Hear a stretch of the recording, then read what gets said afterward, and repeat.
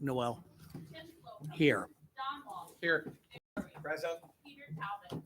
David Belver. Here. Here.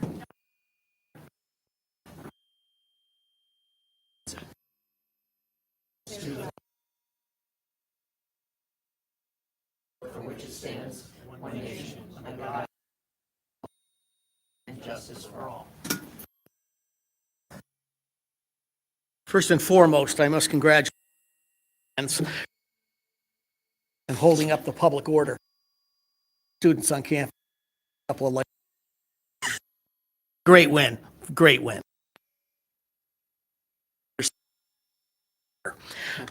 So tonight is item number 3, school 23-24 operating information.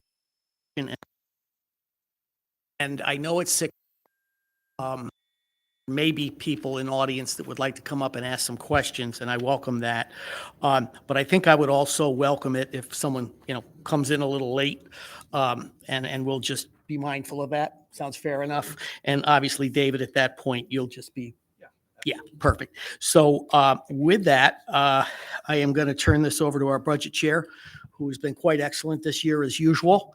I also want to say thank you to my colleagues up here for doing what I thought was an excellent job the other night, grilling the education department. And it was a soft grill, but I thought it was very thoughtful questions, which probably then got you scurrying around for some information for us.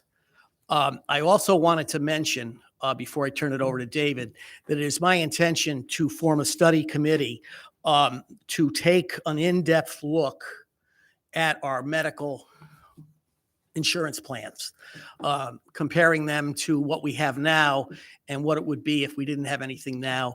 And we may well come up with the same plans. I'm not suggesting we won't, but I want this to be a serious study that involves what it takes with a study committee, which can involve members of the public and can also involve members of the Board of Education, as well as our professional staff and our consultants. So we will be working that. Unfortunately, we won't be able to work that until post-budget, but it's a great post-budget project that we'll spend a lot of time on.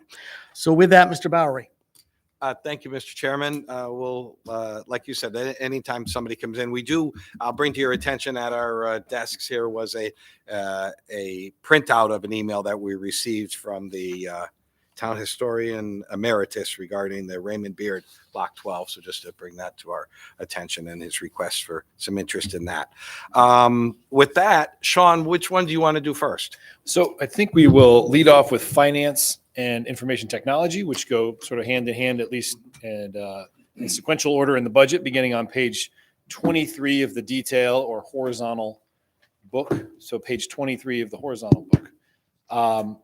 And I know Jim has a couple of handouts that are also in front of you, which he'll be citing, and we can put on the screen too. If, Jim, I'll take your lead. I have on the computer, of course, the ability to put it up there. Maybe a few of them might be better off on the screen because Yeah, it's really up to. Can we, if you tell us where, and can we put it there? I mean, that screen really divides. Yeah, it's always hard in this room, I think, to once it's down, you can't kind of go up and down so easily. Yeah. So I can certainly put it on the smaller screen with. We'll at least see what's highlighted and what he's referring to. Or we could start and that see if might we need just to. work out as Well, Jim, would you be more comfortable if you were sitting and you can see?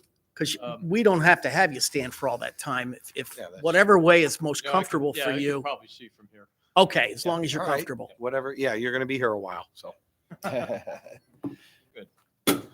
So do you want me to go ahead and put it up on? Yeah, Yeah, maybe okay. start with, I don't know if you want to start with the finance. Yeah, we can start with finance. All right, give me just 1 second. So again, everyone, we can start off. Mhm.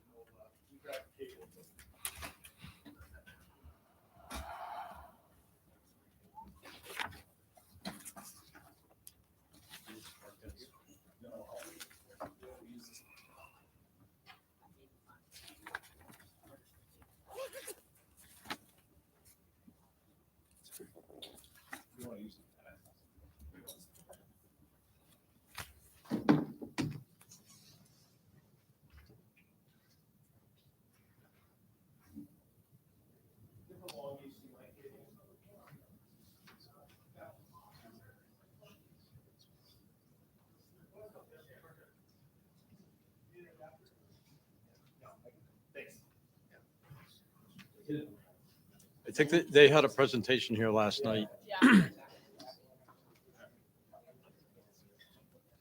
I think that was Liz's energy Yeah.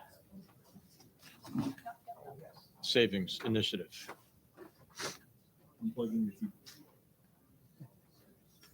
Is that good? You can see if it's like that. Yeah, that should be good. And I'm just going to read his thing. I think that's appropriate. that too. I think so. And if you reference it.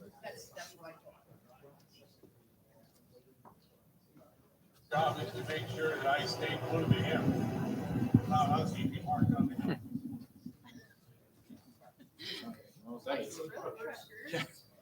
It's our presentation for this. Source.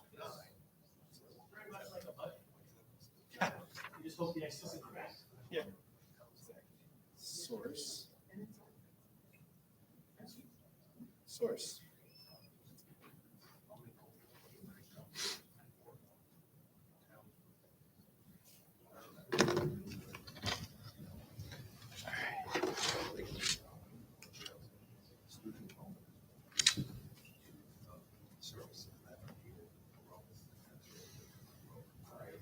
All right, Jim, you can have the microphone a little closer. I'll pull it up on.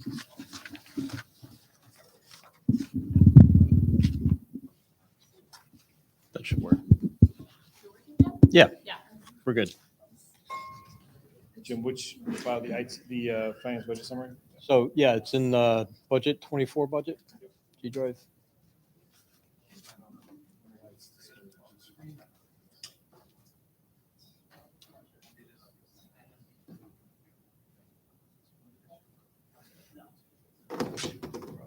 that what you're looking for? Yeah. And this is everybody, I think everybody got this in their packet too. This is a summary of the finance. Yeah. I tried to boil down the whole finance department into one page because rather than flipping through the line item detail, which you're, welcome to do, it's pages 23 through 37 in the line item detail, which is the smaller of the two books. And then there's a overview of the finance department on page 66 and 67 of the big summary book. But I just wanted to highlight, the overall increases or decreases and break it down between the salary line items, personnel services, which, the finance department is pretty salary intensive. So just starting with that, you can see I have three divisions that have salary line items: accounting and treasury, collector of revenue, and assessor. So the accounting and treasury was, I think, pretty status quo with a 2.21% increase. I think that's pretty much in line with all our contracts and so forth. Collector of revenue, there was actually a slight decrease from what was projected. We've had some turnover in the office. As you know, we have new tax collector of revenue, Anne Marie Burst. Wonderful. Really looking forward to working with her. And the assessor's office, there was a slight increase. As you know, we have a full revaluation going on right now. So we built in an additional $4,000 in overtime for this summer and fall. So it went from $6,000 to $10,000 in the overtime line item. That accounted for probably about half of that 7.78% increase. And then a couple of the people, personnel in the assessor's office are starting on new steps. So they're it's not just the contractual increase, but they also have some step increases in there. And that's predominantly what that increase is all about. I don't know if anybody has any questions, but overall for the whole finance department, it's a 1.99% increase on the payroll.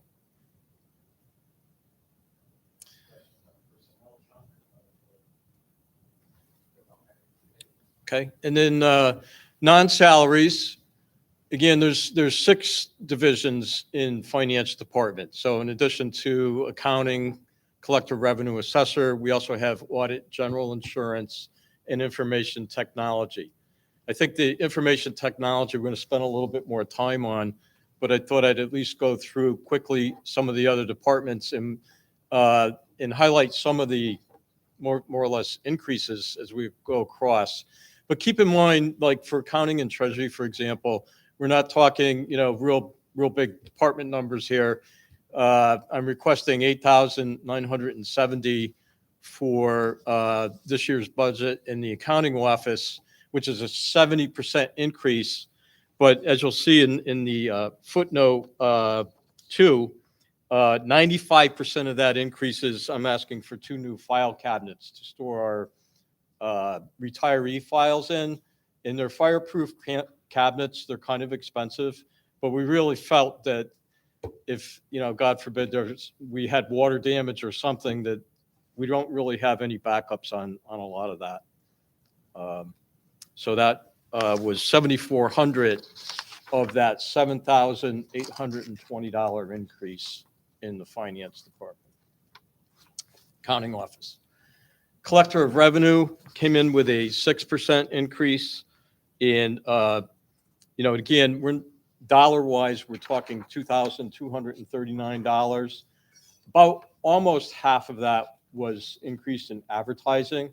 And there was a little bit of an increase in training and so forth. We do have some new people, relatively new staff in that office, including a new, collector of revenue.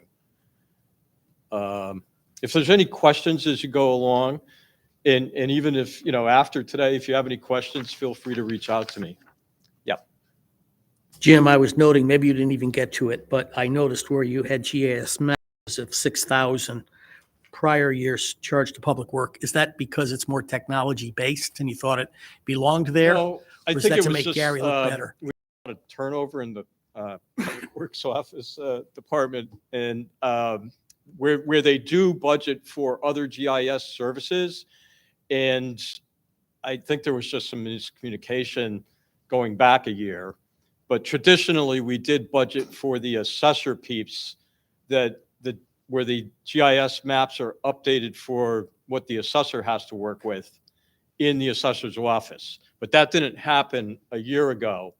And we thought that it should be really put back into this department. Oh, so this just squares it up from prior practice. Exactly. Okay, understood. Thank you. Going back 2 years ago, this is where it was.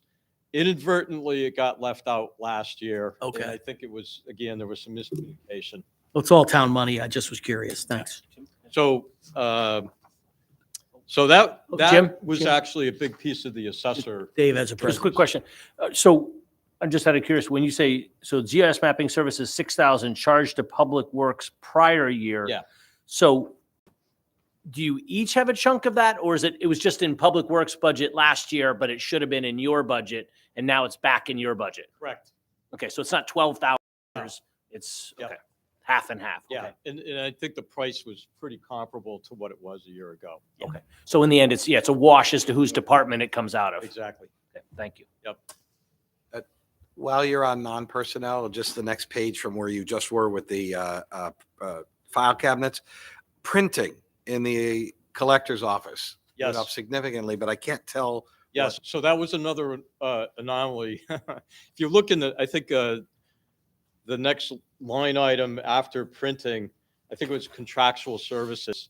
The postage, Okay. I believe, was Went down by what it went up. Okay. exactly. And I talked to Chris about that. We both felt it was better. I'm sorry, it was the collector of revenue.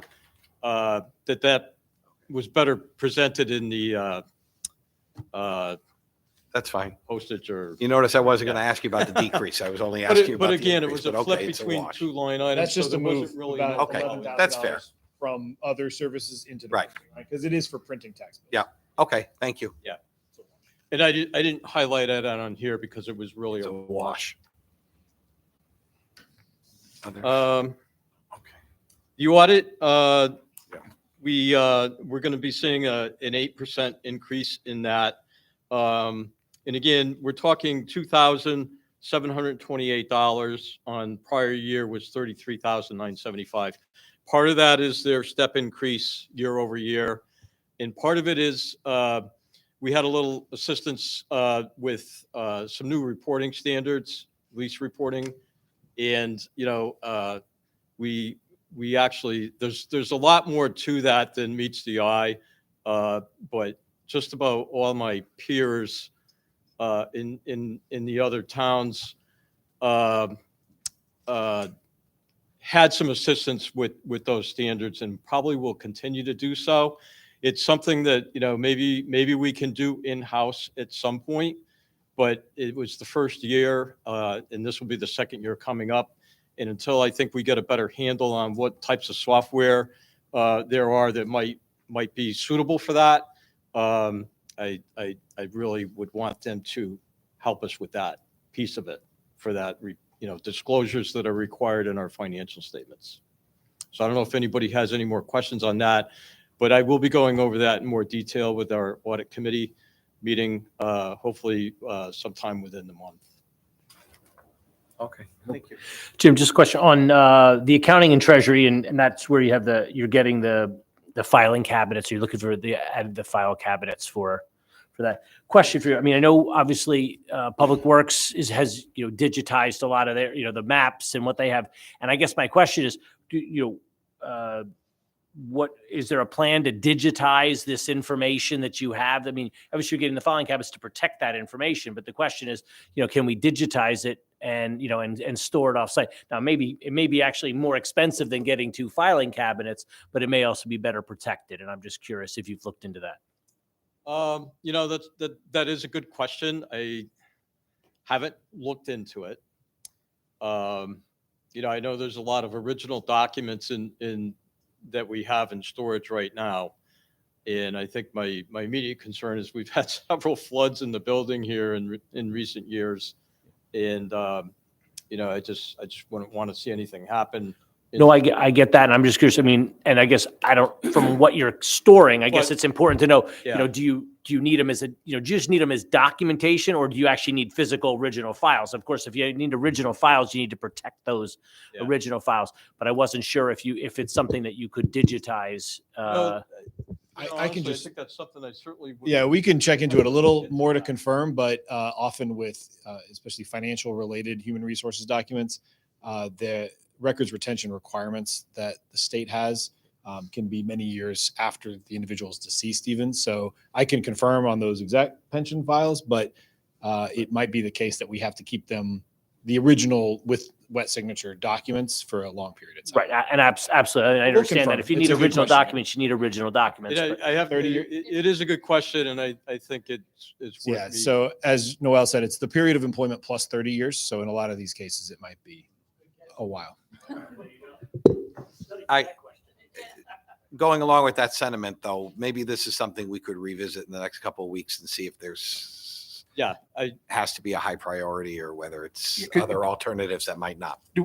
Don't we have a vault in a fireproof vault where the town clerk is, or do we have I mean, because if there's a place that we could just get a regular file cabinet and store it in if that's your concern is a fireproof. I mean, I just keep thinking I worked for a company that had about 20 of them and we couldn't give them away. They were the cement heavy. I know how heavy those are. They're very heavy. they're So like a I tank. and maybe you can find a secondhand one too. I mean, there's because when companies have those things and they'll give them away. I did look around to see if we had anything, in the basement even that wasn't being used. But, certainly can check on some of these options. Yeah, I just think $7,400 for 2 file cabinets sounds like a lot of money. Yeah. And it's I just, know, I kind of cringe Yeah, myself so, as far as that. Thanks. And I think I understand you're gun shy because of the water issue that we just had, which really brought to attention that, hey, this could happen in any part of the building or anywhere. So I do understand that, but just see what we can do about looking at this. Sure. All right. And then general insurance, I have a slide on that, so maybe I'll table that for a minute. And then information technology, I have another detail, which I think we can pull that up now, either one, Sean. Which one are you? Maybe start with general insurance. Okay, yeah, because we have one that has a yellow. That's That's the it. one you're going to refer to now? Yeah. Okay. Which one are you? General insurance. Okay. Starting with general insurance. There you go. And, if, I don't know if you could scroll down a little bit, Sean, but the overall increase here for the general fund is 5.46%. That's the initial quote that we were given this year, a couple months back. I'm just filling out the applications now. In the last couple of years, we weren't able to get the quotes finalized until after the budget was adopted. I'll see if I can get any more information in the next couple of weeks. But I can tell you that's probably not the biggest increase that we've started out with in a long time. But certainly we'll ask and see if I can get any more information. What is the first column though says 692,000, then 100,000 less is the one you highlighted. Yeah. These are allocations. Yeah, so we have for the whole town, we get an estimate. So the 205,000, that would be for all the departments, including the water pollution control department and the pool. So I highlighted just the general fund portion. And I really wanted to just, you to get a sense of some of the types of insurance that we have. Automobiles, $112,000. Public officials, $35,000. Cyber insurance here, I know that one's going to be, something we'll probably talk about more, but that's 20, almost 26,000 charged to the general fund. But just to give you really more or less a sense of the different types of coverages we have. I know cyber and pollution have been, probably more in the limelight in recent years. Is there a reason why fiduciary liability is 0? If you scroll to the right, you'll see that one is charged to our pension fund. It goes there. Okay. Yeah, it's kind of hidden over there in the corner. That doesn't get charged to any of our budgetary funds. It's absorbed by the pension and its investment.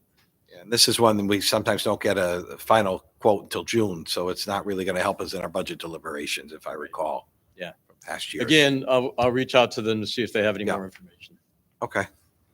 I don't know if you have anything to add on that, then. Yeah. Okay. And then Sean, it's all about information technology. I think that's where the big increase is in finance department in general.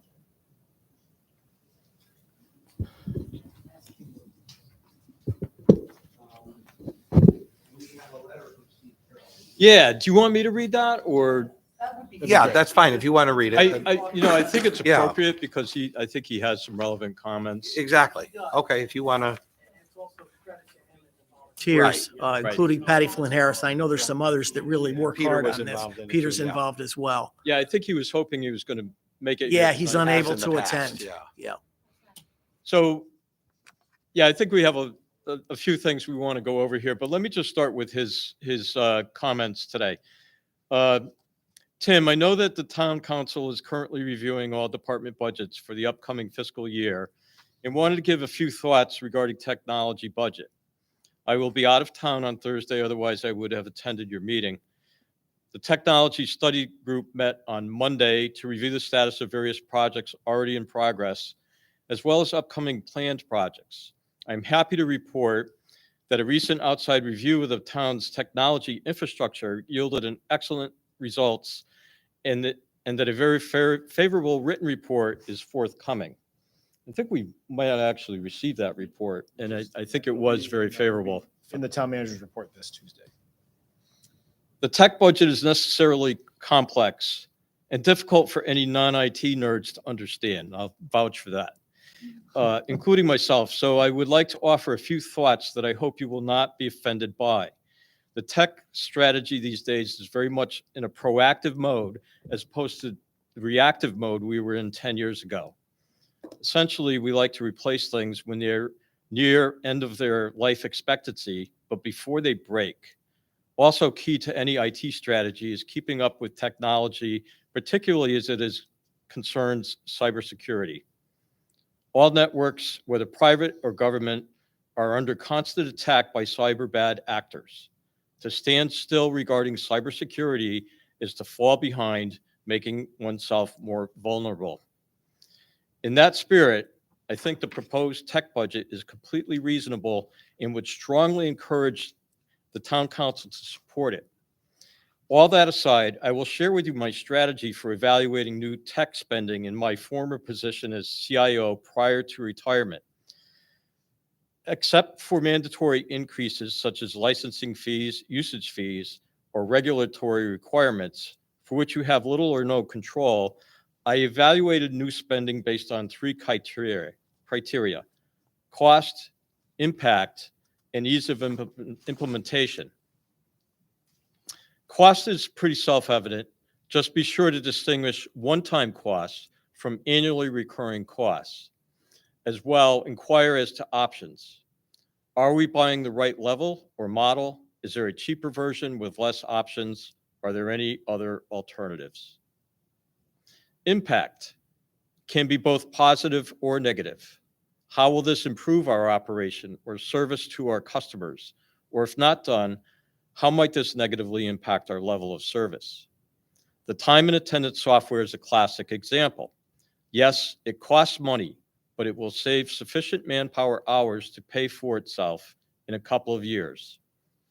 Ease of implementation: the more difficult the implementation, the more likely for costs to exceed expectations and outcomes to fall below expectations.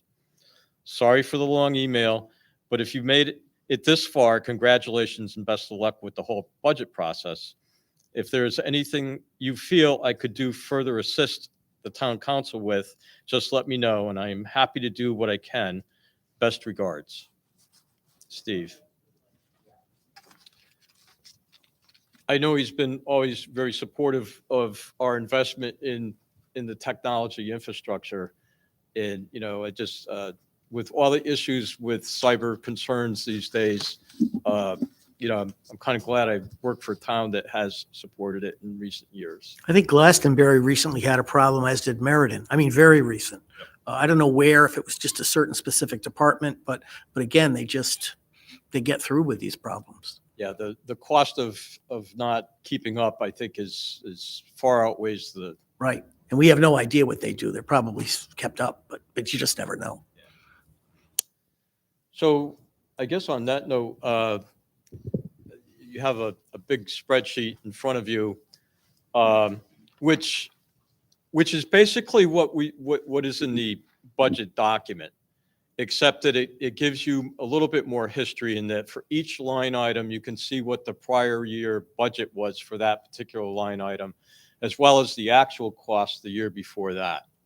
And it'll give you a 5-year history all the way over on the left side of the sheet for what the total was for the particular line item in previous years. So you can see how much it's perhaps escalated over that time frame. But I've highlighted in yellow what I thought were some of the key changes or significant changes that we might want to talk about here. And Sean, I don't So know- I'll just, let me just jump in real quick. Again, as Jim said, this translates to those lines. You'll see the 5403, 5401 are the budget lines that you're seeing in your horizontal book. And this is a level of detail that are kind of behind those requests that show just how much goes into each one.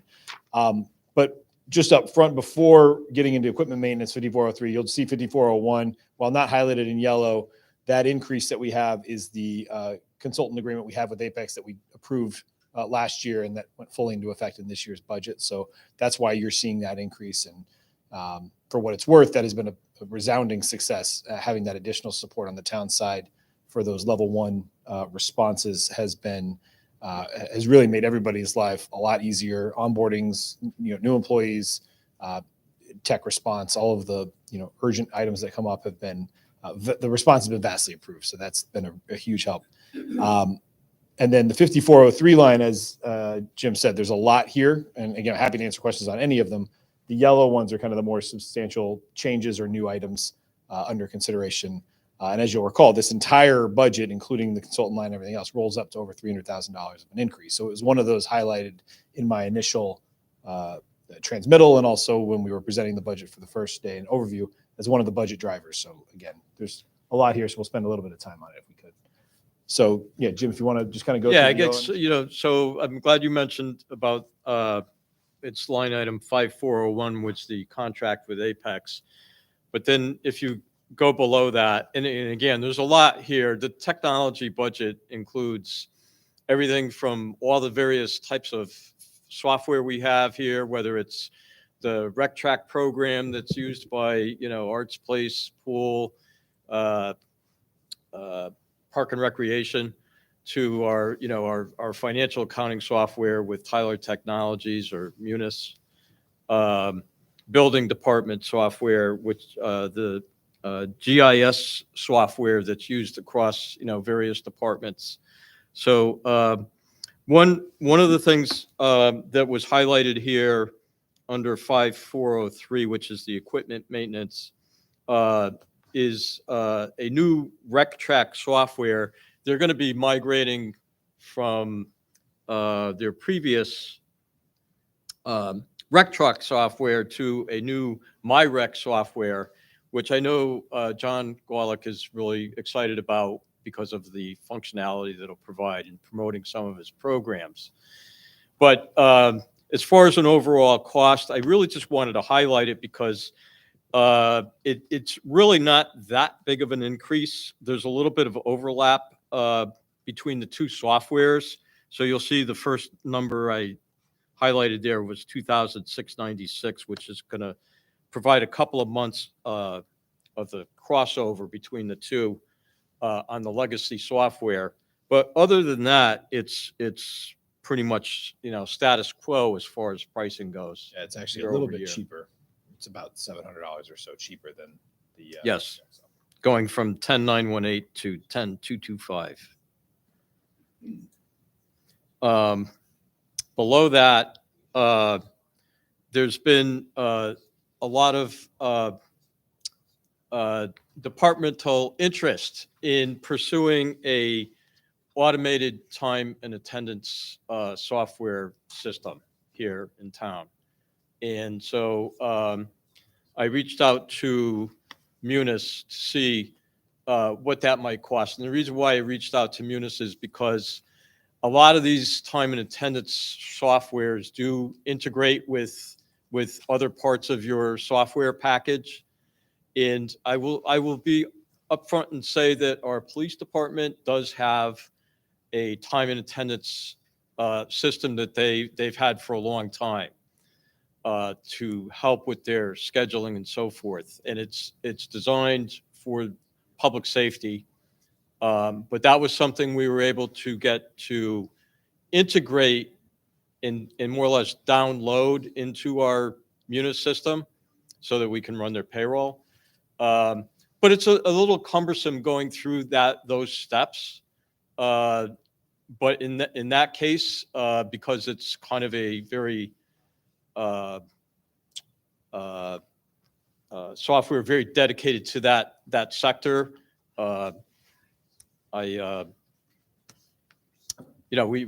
it's something we need to do. But in general, all the towns, all the departments have expressed an interest in pursuing, an automated time and attendance system to provide flexibility with tracking people's hours, their sick time, their vacation time, the ability to do this, approvals on their phone. And part of this too is to really, I think, speed up the process of getting that information into my office. Right now, a lot of this is all done manually, and a lot of times, if one of the department heads that has to approve something is on the road, I have to wait till they get back to their office, and it just results in a lot of delays. And until we get all the payroll into Munis to run it and review it, we can't really get it into a point where we can start processing it until it's all there and everybody's got it. But I think that will help with this too.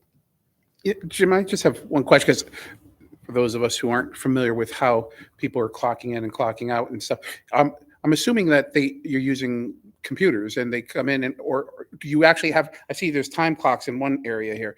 Is it actually punching a time clock, or, I mean, because that's kind This of will be as we set up, this proposal would consider 7 time clocks, which would be in all our main buildings. right. But right now, Right now, What we are don't they- have time clocks. so they're just basically They're- going on. With the exception of Public Works Garage, I think they have a, Not integrated in anything. Everyone fills out a paper time So- card. Really? Someone adds that Wow. up. Someone Wow. adds it up, processes it, goes through Oh. department division heads. It's a Yeah, we're a very little outdated. tremendous amount of paper in, as you know, when anything is done manually. Absolutely. it's- That makes a Mistakes. lot of sense to be Mistakes going take this. a long time to fix. It's more efficient this way. I Yeah. agree. So, Yeah. thank you. So it does sound like it's, it's more efficient, but no one ever works remotely. So what happens when you have a time clock and you're doing work? You don't come into the town hall first before you do work.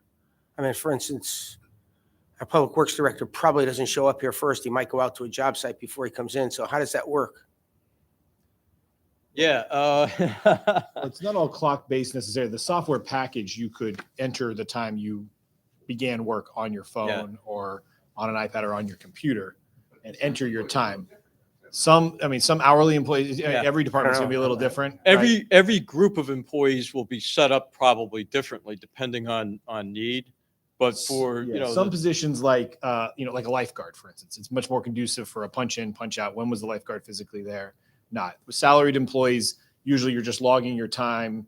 You could be doing it though through a web interface or an app interface, and saying this was a vacation day I took versus this was a 7-hour day that I worked or whatever.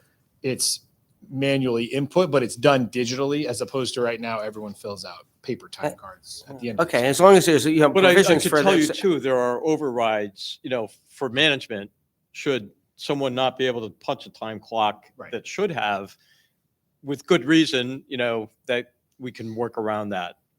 You wouldn't be able to use this at the state. I don't think they're in more than 2 days a week still. So. Sorry. No, that's just out of curiosity. One other thing, and it's maybe a little picky, but Yeah. Steve Carroll did say, well, this is a great implementation. It's going to save us money somewhere else. So where's the savings? Or are we not going to see that? Yeah, so Jim and I talked about that. It is hard to quantify. Is the I know short that. answer, I'm just- but we've talked about one, a specific position, for instance, where a lot of their time, obviously, our payroll person spends an enormous amount of time, and sometimes delays, and sometimes hounding departments because it's 12:30 on Monday and they haven't gotten their timesheets over physically to us yet. The opportunity for that person to spend some of that time on other items that are more efficient use of their time, right? But then if you add up the collective employee time, this is where it gets a little harder, but of 15 minutes or 30 minutes of filling out a timesheet every 2 weeks times 260 employees times, you start to get to some numbers. We talked about it following our meeting with the technology committee on Monday. We haven't really quantified it, but we were going to try to put something to paper. We just don't have it for you right now. But we had the exact same question, kind of anticipating the question. Yeah, I understand that. I just, it's not really expecting to have a direct answer. But I think we don't want to spend money, make progress, and not try and take advantage of that in some way, shape, or form. Thank you. So the other thing I do want to point out to is that a lot of this, and I think Steve mentioned it in his letter, that these are one-time costs. Yeah, so the that- total investment's 54,000, but Right. about but 14,000 to the run Annual it. maintenance is going to be more in the line of about 15,000. Right. So just something to keep in mind if we move forward with this. And, I've had a lot of departments that have requested we move in this direction for various reasons. Just another silly backup to that, because I assumed, it's 54,000 and obviously some of them are one-time costs. But I know if I had a time clock, it would last forever, but these are electronic and there's probably some runtime on them? Is it like 10 years? Is it 2 years? I'd Um, like to know that. Yeah, I don't know. And I don't know whether they just, replace them as they get old. Or if that's or- part of the maintenance, maybe. Yeah, You know, that might be part of the maintenance that might plan. be, and I'll have to. So check on that. details like that, I think, are important to Yep. know. The rep's actually coming in this Wednesday, and they're from Maine, but Oh, I'm okay, going to stop by. I will certainly. It'll be find out warmer what I here. can from him on that. okay. Dave? Just a quick follow-up on that, Jim, because I'm Sure. still trying to figure out where this is going. So I guess, are most of these employees where you're gonna have time clocks, are they hourly employees as opposed to salaried employees? I guess I'm trying to figure out, why are we getting physical time clocks for people to clock in if we're also getting a digital time clock program for them to do? Yeah, I think it's all one package, software system. It's just how you interface with it, whether it's automatic through a punch or not. We can confirm the locations that are proposed, but certainly candidates, and again, some of it would be replacing the one so that it interfaces, the one at Public Works and the treatment plant. The library comes to mind, the pool, certainly as mentioned. And, again, town hall will have one because there are a number, most employees are hourly here. And so town hall could have one as well. So that's, what is that, 5 or 6? And then I think this is an estimate of to how many the pricing is based on 7 clocks. I know there were proposals for the 7, Yep. but we can get that list along with the other information so you can see where they're contemplated. But yeah, that's the short Yeah, answer. just trying to figure out how the physical clock goes with the rest of the Sure. programming. So thank you. I also have a follow-up, if I may, and it has to do with, maybe Vincent can help us with this. What do you guys do with your payroll? Because obviously you have some hourly employees in substance. And is that all part of this? It would be very helpful, I think, yeah.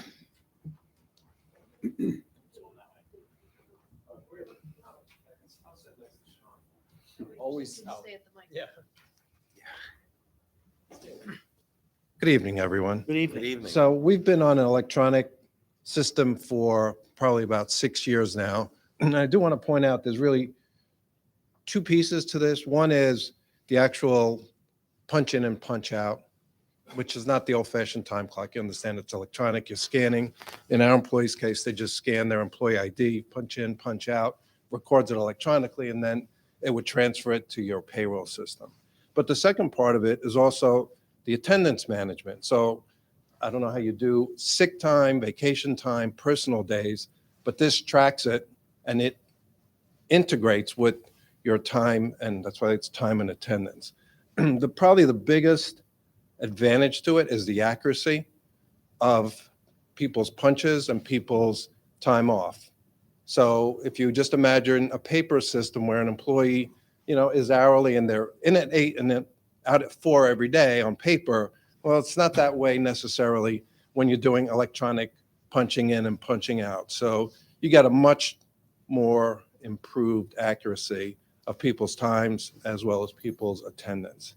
The time clocks, we have a couple of different methods. We do have some wall-mounted time clocks in areas where there's a lot of people coming in and out. But in cases where there's not a lot of people coming in and out, we just add a scanner to a PC and you just punch in that way. We haven't had a lot of switches out of the time clocks. When we started, we were just taking an old tablet, putting a scanner in and use it that way. And we actually had more trouble than that than a dedicated time clock. So I think you're going to get, you'll probably get at least 5 years out of a time clock, but that's kind of an accessory item really, and there is some flexibility as to what those time clocks can do for you, as well as how you punch in and punch out. And you can have people punch in and punch out remotely if they're field operators, but that's a procedural question for Sean and Jim and others to determine best way to do that. So what we have now is kind of, it's better than the Stone Age, but it's still in the Ice Much. Age, Much, yeah, you laughed. You got to get off the paper, in my opinion. Yeah, because I could see where I just remember having to do time stuff. And, for 5, 6 people, 10 maybe. It's a nightmare. Right. You sit there and add, well, Well, and then you're doing military time or whatever it Ours is. has fractional vacation days or. I'm just written telling out you my problems. but hours I and- I can't imagine. Our Personnel Committee And Chairman. I has some just have a wisdom here. question about you don't have all badges in this town hall, do you? We Or do have you badges, yep. Okay, so everybody has Door badges, so access that's badges. all in place so that we don't need to institute another badge system or it comes as part of this whole program. Okay. Well, if you want to get even more fancy, I just found out, we interviewed cleaning companies. They use facial recognition Mhm. for their employee punch in and punch out. So, Yeah. Okay, And our Okay. doors, as you just see an now, accessory. You are can do it also any way you want. biometric if you wanted to do fingerprint. Fingerprint scanning or on the- whatever. that's the way our Okay. core system is now. But Vin makes a great point. I mean, again, the accuracy is really important. And sometimes, especially with a 2-week payroll, which is how we run payroll here, if folks are supposed to be logging their hours every day, right? We should be writing and filling out that time card, but people forget or they get lax and they all do it the Friday at the end of those 2 weeks because it's due Monday. And sometimes you don't remember, I did take a half day on Tuesday and, or something happens where, that's where the accuracy of the punch is just going to be a lot more. So some of that is Anyone who has a efficiency. small business understands that. And Right. yeah, like Tim said, I had 18 people at one point trying to keep track of who left early at 3. Did you go home at 4 or did you go home at 4:30? And for us, we were doing it all. It was very difficult and hard to determine then when you hired somebody to have an accurate representation of the hours they were actually working, So, yeah. And the last thing that I'll say is the other thing that happens is if you go from paper to an Excel spreadsheet to your payroll system, you have an accuracy, potential for inaccurate entries. So, really, it is time to come off the paper. I assume, Jim, you go first. Thanks. Yeah, it's hard to provide oversight to something that you have so little knowledge of, but so I wonder, to that point, I wonder if in the future, if there was a way to sort of group these a little bit, all these line items, as far as if they're, for certain needs or something, or departmentally, or it's, I wonder if there's a way just to sort of help us understand a little better what they're all for, Oh, just- you mean the list within the long list of 5403? software Yeah. and so on and so forth. Yeah, this is really a document that comes out of from Apex and Jim. It's really, they know what all of it is, and they sort of, this keeps everything in its proper place. It isn't necessarily a sort of an explanatory document, but we certainly could move them around as needed. But it's sort of to show the justification for the overall budget. I'll be the first one to admit it, that I need their support to put this together, but Right. it's really just to make sure we have an accurate record of what we expect we're going to need for the various costs. And as you can see, there's quite a few. And Yeah. I think, Steve Carroll kind of hit it on the head. It is pretty complicated. Oh, sure. But certainly try to give it some thought as to how to, better present it. Right. Yeah. Just one a thought, just to sort of help us understand a little better. On 5405 on page 36, I noticed that the fiscal year 2022 was 72,000, and the recommendation this year is 96,000. So those are the cost for renting of the fiber lines in various departments. That's what that is. Yeah, so this is the switch over, and again, a lot of this comes back to reliability and security and everything. But this is a switch from the Cox Cable data lines that are now being switched over to full fiber lines and fiber nodes and connections for all of the town services. So it's an increase in the cost, but it's really something. It's a changeover that we need to make for the reliability and the speed and all of the infrastructure that's required to run the data processing. Okay, so it's a hardware change, more or less. Yeah, their leases, their data lines, but they are what are the backbone of our. Right. Okay. And then on the 50 5602, is that under equipment there? Yeah. There's a big increase in, I guess, workstations and so on and so forth. Are we sort of at a point now where we're trying to move everyone So- from sort of desktop to laptops, or what's going on there? Yeah, well, this is a great question. So this is one that, and I've been guilty of it myself, trimming this back over the last few years. IT has been saying, we should have replacement, laptops and workstations. Now it's mostly laptop. Yeah. As opposed to traditional desktops in the operating budget, because we have to replace them every year.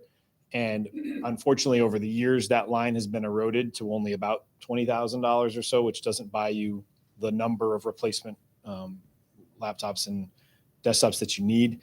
So we've had to rely on the capital budget appropriations. Now, often we're able, if we have a good enough CNR appropriation, we can fund that with CNR. So we're still paying cash because nobody wants to bond a laptop. Right. We all understand they don't have a 20-year life as much as we'd like them to. But the temptation's certainly there. If you're spending it out of the capital budget, it's taking the place of something else that you're going to have to bond, right? And really, the number that Apex gives us that we really ought to, based on the number of workstations we have, all of the equipment, mostly it's for employee equipment like a laptop. It's about $50,000 to $55,000 a year that we should be funding. So this year I did keep it at its same level. If you look at budgets past, in part of my review, trim this back just in an effort to try to present a more reasonable budget. Sure. Certainly it's an area we could go back to this year. I know it's a very difficult budget year, but just know as things break and must be replaced, we will have to rely on either that IT capital appropriation, and that'll take the place of something else. And then again, as I said, we don't want to be in a spot where we're bonding. So this is spending that may or may not happen. This is just in case of, or this is your kind of I certain. mean, it's we'll pretty need this. regularly, something, again, I've now been here about 5 years. This is about 5 years old. It's still going, but you translate that across, 150 or 200 employees that have equipment, and something breaks every month, something has to be Right. replaced. every month. But you're right. It's not specified. It's not like this is an initiative where everyone's getting a new laptop. It's more as needed, case by case. And so certainly we could have years where we don't have to spend the full amount. Okay. All right. Thanks. But guys. there is some flexibility in that number. It's just really a policy decision. All right, Don and then Tim. Just a quick question, as the same lines of that. Do you have like a list of, age of laptops, age of all equipment, and have like amortization of these things? How many years out should you be replacing them? I know we're starting to do that. We do it with trucks and things like that. But perhaps we should be looking, because honestly, a 5-year-old computer is probably near its end of life, and these are things that, like Steve said in his letter, we don't want to go back how we were 10 years ago, where all of a sudden we have to start replacing everything all at once. And that's a concern of mine, because it'll cost. I mean, I've been saying since I've been on the council that, let's get rid of the paper. I mean, we should all be looking at laptops as well, but I mean, that's not in the budget right now. But I'm just thinking that, there's a time to make sure that we have a schedule of replacements, so that, and if it's 50,000 a year, then it's 50,000 a year. That's. I know Apex has software where they track every piece of equipment, whether it's laptops or, servers or everything we have. And I know there are departments or groups of, the library I know is due for replacement of their PCs. And I know they had requested that. And I know theirs are aging out, but they have everybody's. So Apex keeps control of that. So Absolutely. they do the aging system, and they will tell you, okay, these are how many laptops you're probably going to need this year. Absolutely. And if you need a mainframe or something, then, and how long that's going to be. Okay. Yep. So we do have something in place. Whoever Okay. needs to see that, I'm sure we can. That's get good to that. know. Okay. Thanks. Tim. Yeah, my question was on page 3, Jim, and it's really at the top of the page, and it's highlighted yellow items, which apparently were not approved. Is that what I would understand, since they don't total? If you add them all up, they don't total to 0. The total, kind of uniquely in this spreadsheet, for some reason, is actually at the top of each category. So if you go back to the page before, those roll up, if you will, to 96,000. It's not the way we Well, I guess usually that's the present new it. technology, putting the That's- total yeah. at the top. It's Well, that's sort of a okay. Inverted, yeah, it got me too, and I had to Oh, find that's it, good. especially when Okay. it crosses pages At like least that. it got me publicly. Yeah. Well, to my point then, on those highlighted items, which, one thinks of fiber as something that, kind of lasts a long time. I don't think it rots. I guess it gets under. So you got almost 13,000 for new fiber. I guess my question would say, well, when was the last fiber implementation? I mean, is that something that does in fact, like a capital item, actually have to be replaced? You're telling it does. But then on top of it, it says new FY24 edition for a whole series of those that are there. And that was something I wondered if they're put off another year, how deleterious is that to the process? So again, those fiber lines are intended to replace the ones above it, the Cox cables. We don't have Which- fiber optic now. See, they're going to replace these. And Okay, so those are actually not fiber optic. Those are they're not fiber optic from Cox? correct. Okay, okay. Maybe you explained that and I was sleeping. Is that what you're saying? No, I believe that's correct. This is one of those that I'd want to just confirm, and we can follow up with Apex. Unfortunately, they couldn't be here tonight, but we could get you a more clear answer on that.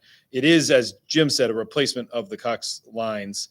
I'm just not 100% sure if those are fiber lines or regular broadband lines. I know that the increased cost is due to the capacity, the bandwidth for the recommended switch to the Frontier line. Okay, I just can't say with 100% certainty that It's it's not, fiber. it is or it is not replacing an existing fiber line. okay. Plus the wiring internally is, you have to do fiber optic internally too, which could be costly too, I would think, because I think you need Yeah. fiber, if you're doing fiber optic from the outside, you have to have fiber optic in the inside to go through, to come in. It comes into our same network switches. Does it? I don't pretend to be an expert. Yeah. I'm out of my Yeah. wheelhouse, but I just know from from a residential. residential standpoint, you have Yeah. to get it all the way to your modem. That's correct. Correct, But I yeah. think for us in the data right Just below gets there? us is our Okay. whole data servers and racks of All right. system. I believe it's just for them getting connected to the Frontier network. And there's only into two the building. companies in town that are providing that, and I'm assuming they checked the other one too. Well, with that in mind, Jim, because the Cox prices of roughly $1,900 annually versus a price of $12,960 annually, is that just because of its implementation and then it goes down in price? I'm happy to wait for that answer if you have to get back to me on Yeah, that. Yeah, probably best if we'll get a write-up on the switch, the fiber switch proposal that's here in the budget, and we can circulate that.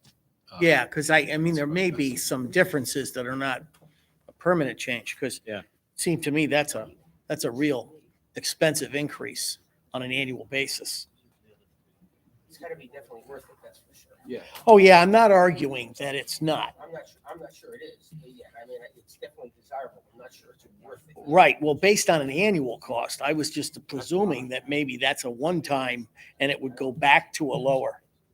So if it's not a think so thing, I'd like to just know that. absolutely. Yeah, we'll get back to you on that.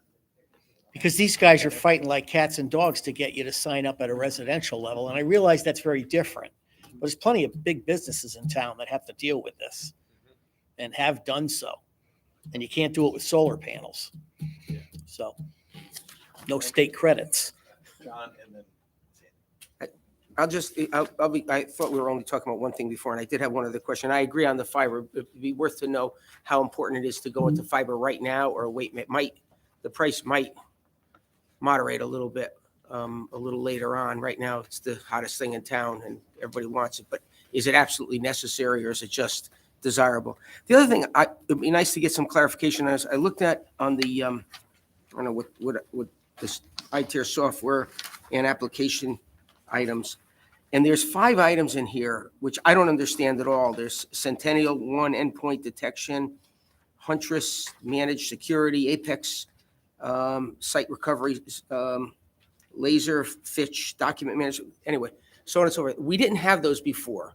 They're all being proposed, and together there is a lot of money there. It's about $100,000 between all those 5 items. It'd be nice to understand why all of a sudden we need those 5 items now when we didn't have them in place at all in the past. It doesn't appear we did anyway, because there was no cost associated with them last year. Sean, I And it think- may be necessary, but it'd be nice to understand that a little bit, what those are doing. Sure. for Yeah, us. we can definitely get, again, I think probably best to circulate some more information directly from the experts. This was reviewed and presented by Apex earlier in the week, and those items relate to specific, and you're correct, they're new items or they're replacements of other, in some cases, of other programs that we've used in the past. But they are all in the cybersecurity realm, right? So the managed detection and response, and also you'll see where is the Azure Site Recovery Services, that 29,600. This is for disaster recovery, so sort of similar, right? If God forbid the town hall, part of what we've been working on as the sort of the robust security strategy that we've been embarking on over the last couple of years, which of course is multi-pronged, right? Training employees and making sure we're properly insured. But a lot of it is the technology and making sure we're positioned to respond to a threat or a natural disaster. If town hall were to become completely unoccupiable for some reason, we want the ability to spin up in a matter of a day or so at an alternate location. And that's part of the disaster recovery plan we have. And part of that is this building has our servers that hold a lot of our critical data, and having that backed up to the cloud is the modern way to be protected in the event you needed to complete. If this whole part of the building was destroyed, you can create town hall virtually in another location temporarily or whatever. So you're correct, though. Some of these are related to that effort. And then just referencing the Laserfish document management, you'll see at the bottom, that's the one, because as you said, there's a lot of items that were new this year in the cybersecurity realm, primarily. I did not fund the Laserfish document management system. That's a scanning system and overall software package that was being proposed with the time and attendance software also added, and a lot of these cybersecurity enhancements.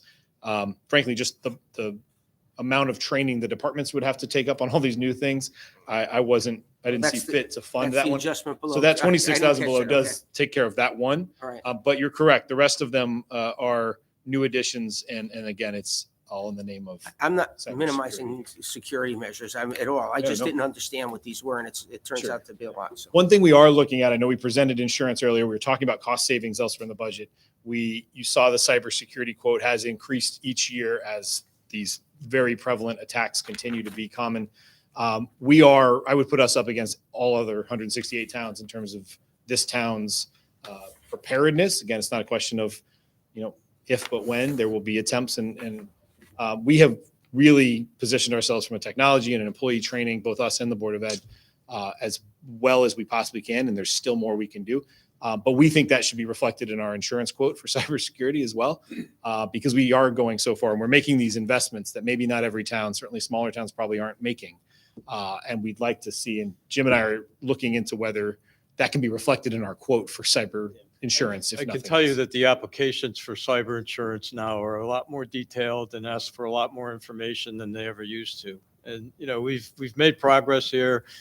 I know just in like a year ago, we just started multi-factor authentication, which is now the standard. And, I don't even think we would get cyber insurance if we didn't have that functionality here at this point. And the world is changing fast, I have to admit. They're into double authentication already. Sandy, you had a question. I'd like to make a comment. Mr. Walsh brought up something about computer replacement and so forth. I would imagine that you keep some kind of an inventory as to how old each of the computers are in the town hall. So I think it would be helpful for us on the council to show each year which, like if you need to have 3 computers replaced and have them in each of our budgets each year, so that we don't look at replacing 10 computers at one time. We could do it at a gradual basis. Thank you. And it sounds like Apex has that. We just have to try to get it from them. Yeah. because- Yeah, we can get a Yeah. copy. It's easier to see the trucks, fire trucks, Right. public works trucks, that we know we have 20 of them. They last 20 years, so you replace one a year. Right. If you got 100 computers and they last 5 years, you got to replace 20 a year on average. So something like that would be helpful, just so that we're understanding. All right, other questions regarding this? I know we're going to wait for some more answers, but and one of the acceptable answers, at least to me, would be this is to enhance security so that we're keeping up to what our insurance standards are requesting and what's the state of the art, if you will. And we certainly don't want to, as a municipality, and our fiduciary duty for our responsibility to our records that we have here on behalf of all the townspeople is very important. Are other questions regarding the IT stuff here? All right. What else we got, sir? Capital, which I have a couple of quick There aren't slides too many on items there, on yeah. that. Sean, in the same folder, I think, is, All right, let's find that, because there aren't too many items in there. so there's not a lot, but in finance department, I've got some capital items for. The other book, page 139 or Yes, 140, I'm sorry. actually, just beyond that, sorry. Just beyond that.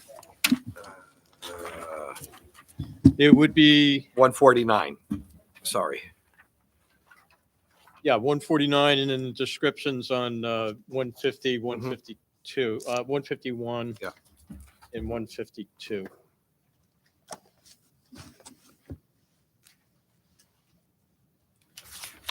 So, we're going through the reval process right now, and there's always going to be some appeals for that. So we've generally put in an amount, in this case, 125,000 for legal fees and so forth. And the next reval, that's that 300,000 for the 27, 28 revaluation. And then again, legal fees going out after that. Obviously, if we end up not incurring some of those expenses, we can modify the 5-year plan accordingly next year. The technology reserve for this year, That's this If- slide I just put up here. yeah, is that some of, because we're doing the basement and the, These are not related to the basement. These are core with respect to the capital request. It totals the 340,000. Yeah. So these are the 4 items that are proposed. Again, this is something that Apex tracks for us, as we were just saying, and lets us know when things are approaching end of life. There's 110,000 for uninterruptible power supplies. Again, that is a disaster recovery item as well. And again, keeping the system going in the event that's needed. Data center core switches, $100,000. Wireless infrastructure upgrades. That's the Aruba hotspots. There's one up there. Those are approaching end of life that are broadcasting the wireless network across the town. So those throughout all of the necessary buildings. And then edge firewall replacement at $70,000. Those are the 4 initiatives that are proposed in this year's capital request. is tied in with that also when COVID was raging, we had the library expand the Wi-Fi. Is that sort of what, yes, that's sort of what we did at the library, just boost it so people could go in the parking lot if they needed to be able to get Wi-Fi to do their schoolwork.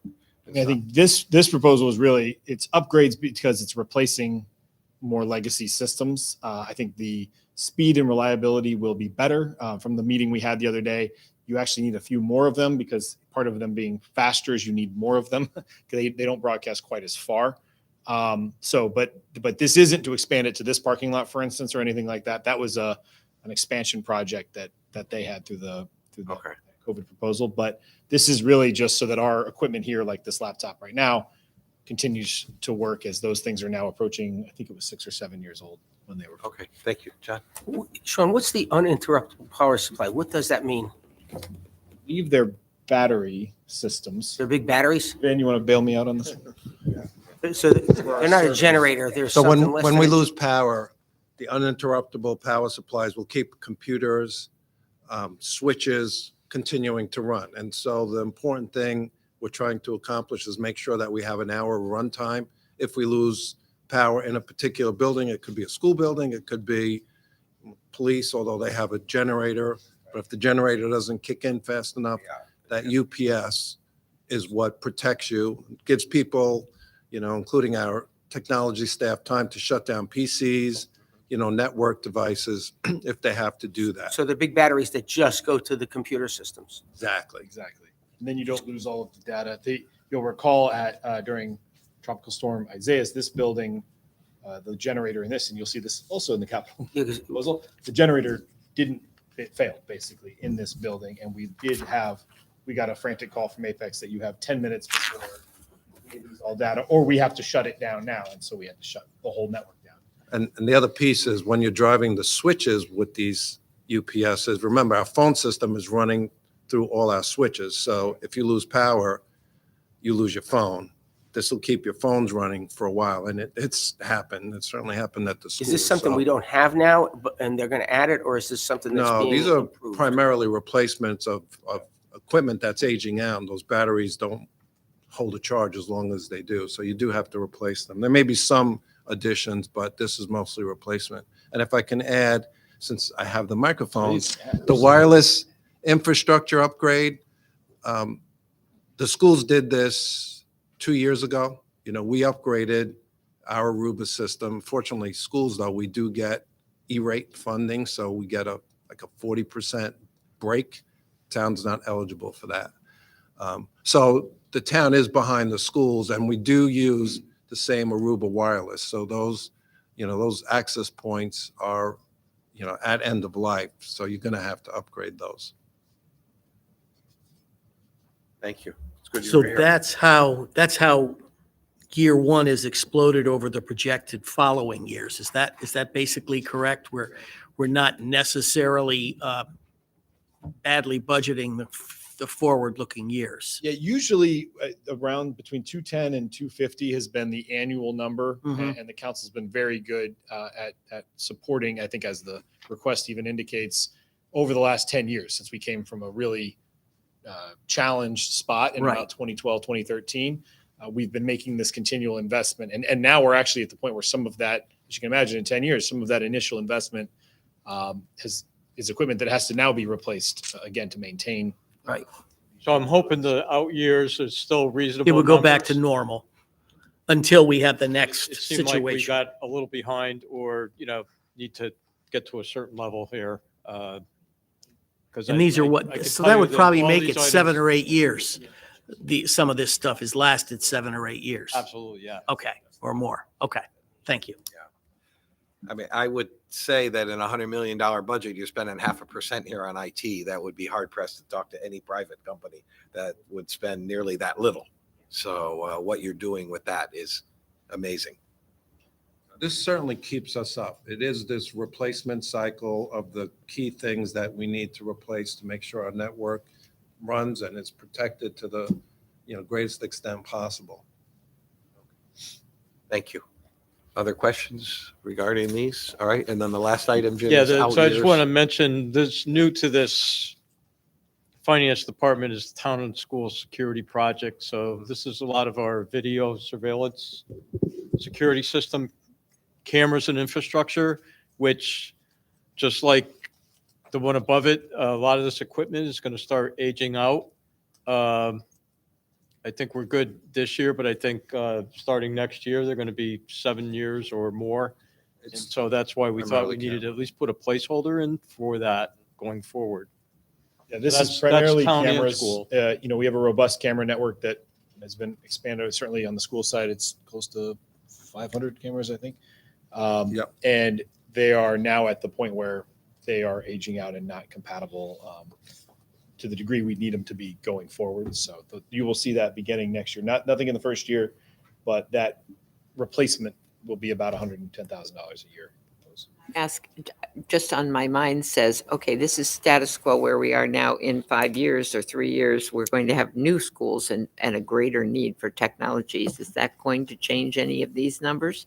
Well, with respect to the new schools specifically, part of the new schools will include an incorporation of all the things we need Sure, And in will be those good schools.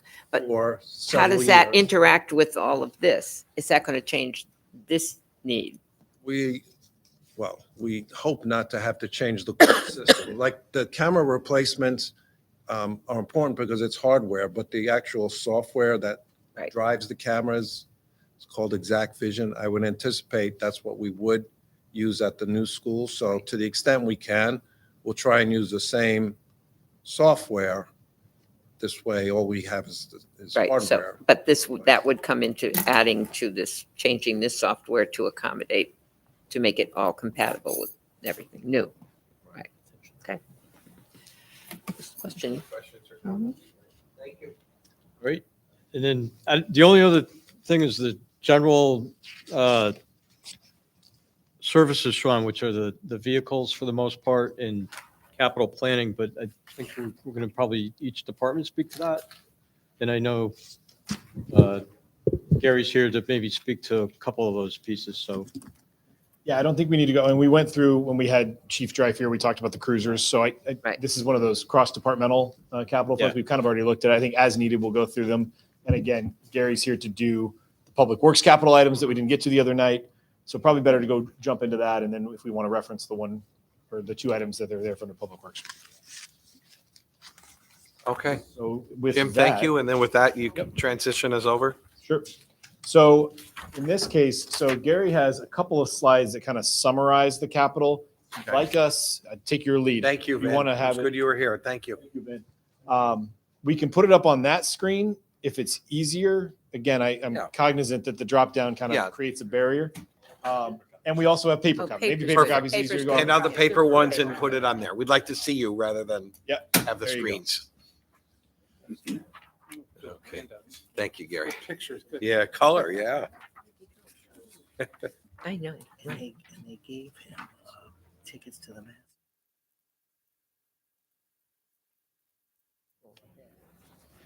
It's a nice place to be.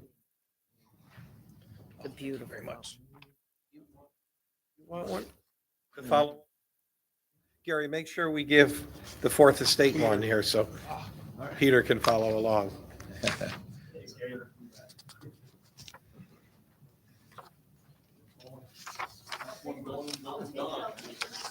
When we retire from here.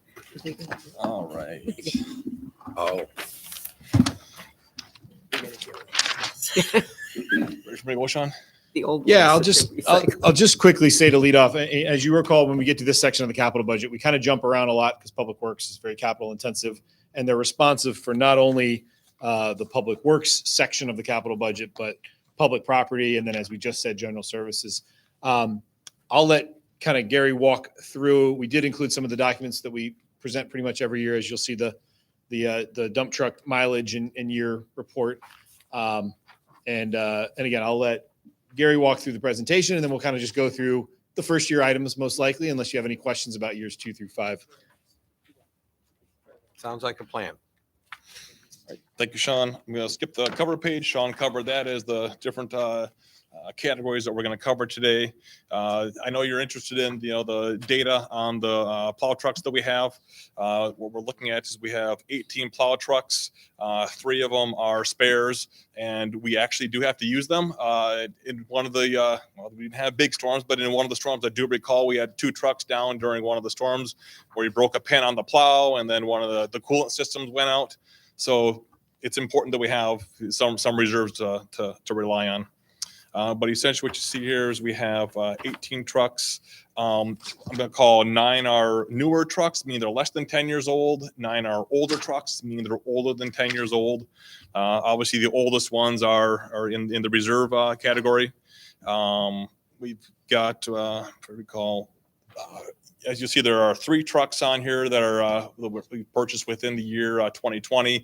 We also purchased one last year that hasn't yet arrived. So there's technically 4 trucks that are on the very new side. Obviously, we just want to try to keep, maybe it sounds obvious, but we want to try to keep our fleet newer, younger fleet, cost less to maintain. That's what we're trying to get at. If I could just jump in real quick. One thing to note on page 196, it's a little unique. And as Mr. Barrow just said, over the last few years, we've been doing one plow truck every year. And we've been on a good, steady schedule based on the number in the fleet. We try to maximize their life expectancy for at least 15 years, if not longer.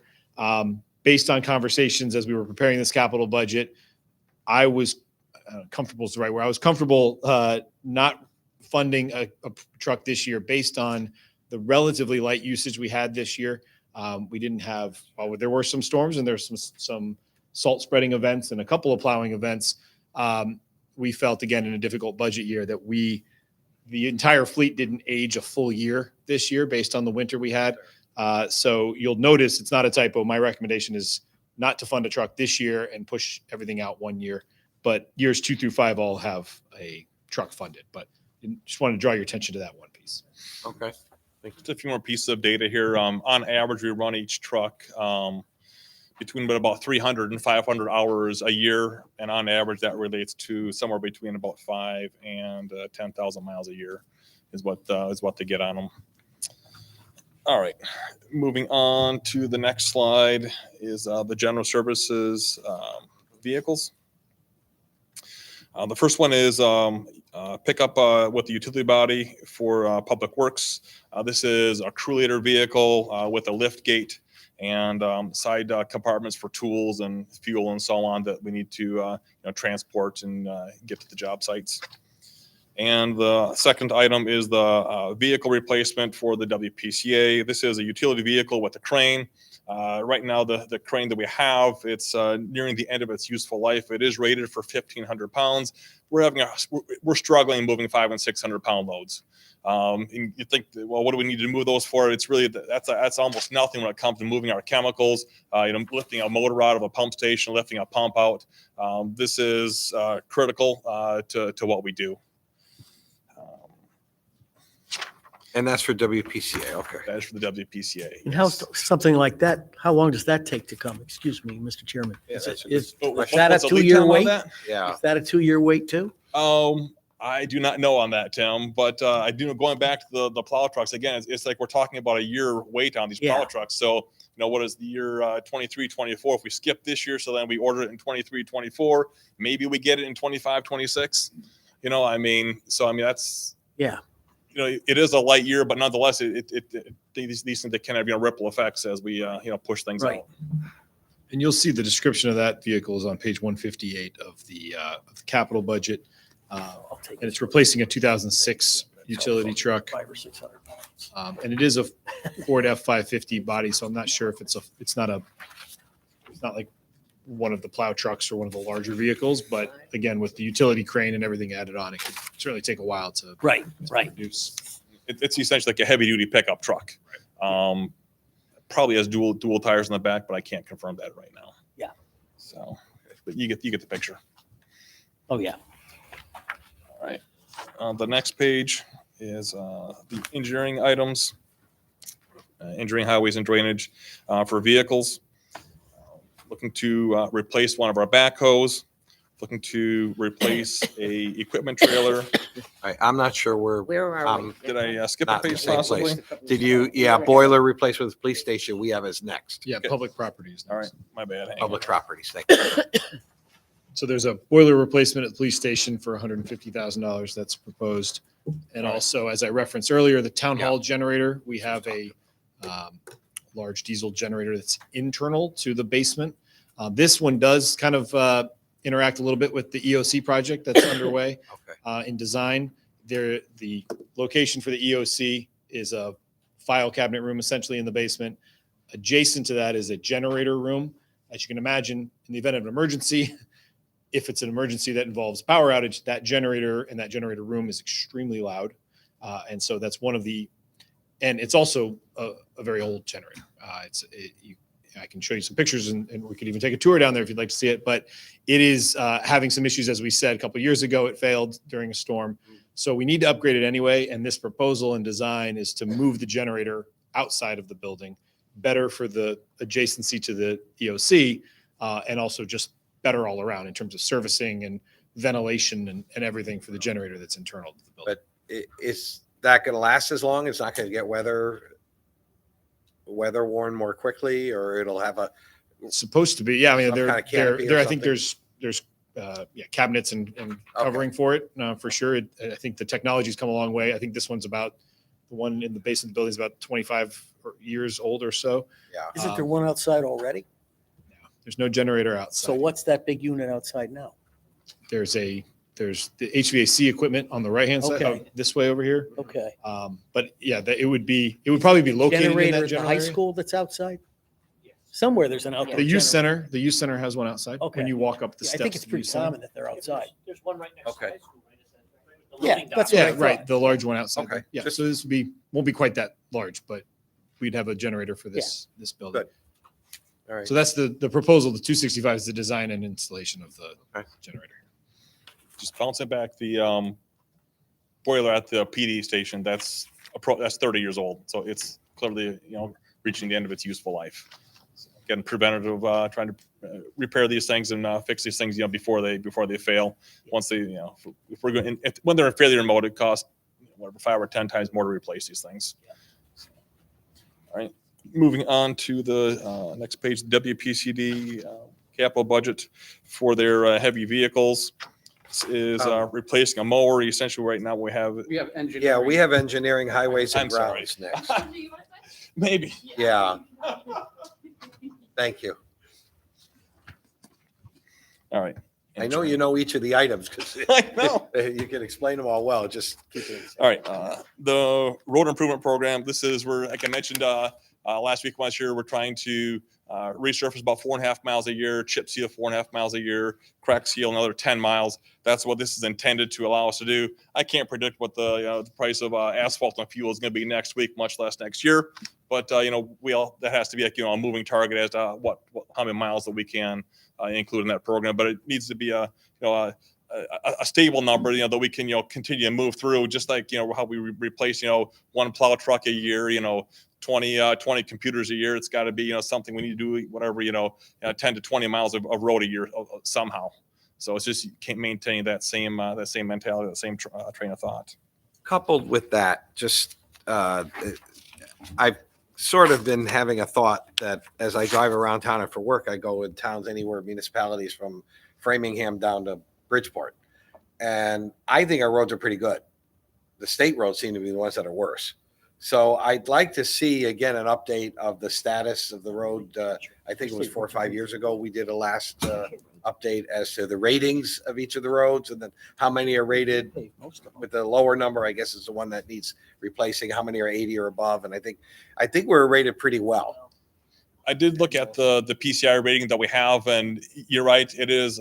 I'm pleasantly surprised, at how few, red and orange roads that we have. But I mean, if we kick the can down the road, we're going to buy ourselves in or dig ourselves a hole that we're going to have to dig ourselves out of later on down the road. I can tell you that's exactly what happened where I came from. They had a little over 100 miles of road a year back in the early 2000s. They were doing just 1 mile a year when they should have been doing about 4 or 5 miles a year. Right. They're doing 1 mile, dug themselves a huge hole. We worked really, really diligently to prepare plans to get the roads up to where they should be. As I drive around town too, though, just like you, David, I'm pleasantly surprised at how good the roads are. But I mean, there are scattered. I mean, we just need to keep on top of it. I mean, this allows us to keep on top of it so we don't become that town. Well, You know? and I'd like, yeah, I think it would help us if we would see what the list was of the intention. And I'm not sure that was in here. If it was, I missed it. Just so we can get an idea and we can look at those roads, maybe because there are so many competing priorities for our funds. And, we've got a capital budget that's quite large and we've got a large town. And I know we've got, 126 miles of road. It's the same number. And if they last 20 years each, we have to do 6 a year. And that's fine. And if we're doing 8, maybe we can cut back to 6. But once we've gotten that level, what they were 40 years ago was horrible. And most of the reconstructions are done now. and now it's a maintenance. And I don't want us to fall behind in maintenance, but I don't know if we need to quite keep this pace. Well, up. round numbers, 150 miles. You know, the 4.5 is say if you want to do like a 20-year plan, it's about 7.5 miles a year. Right. So about 4.5 is really pavement resurfacing. The other half is pavement Chip preservation. seal. So it's another type of technique. It's not like if we don't chip seal, maybe we would resurface that road. It's like it's either a chip seal or nothing. Right. Is the way it is, because the chip sealing we would do within, let's say, like a 5 or 10 year period, and then the resurfacing is further on down the road.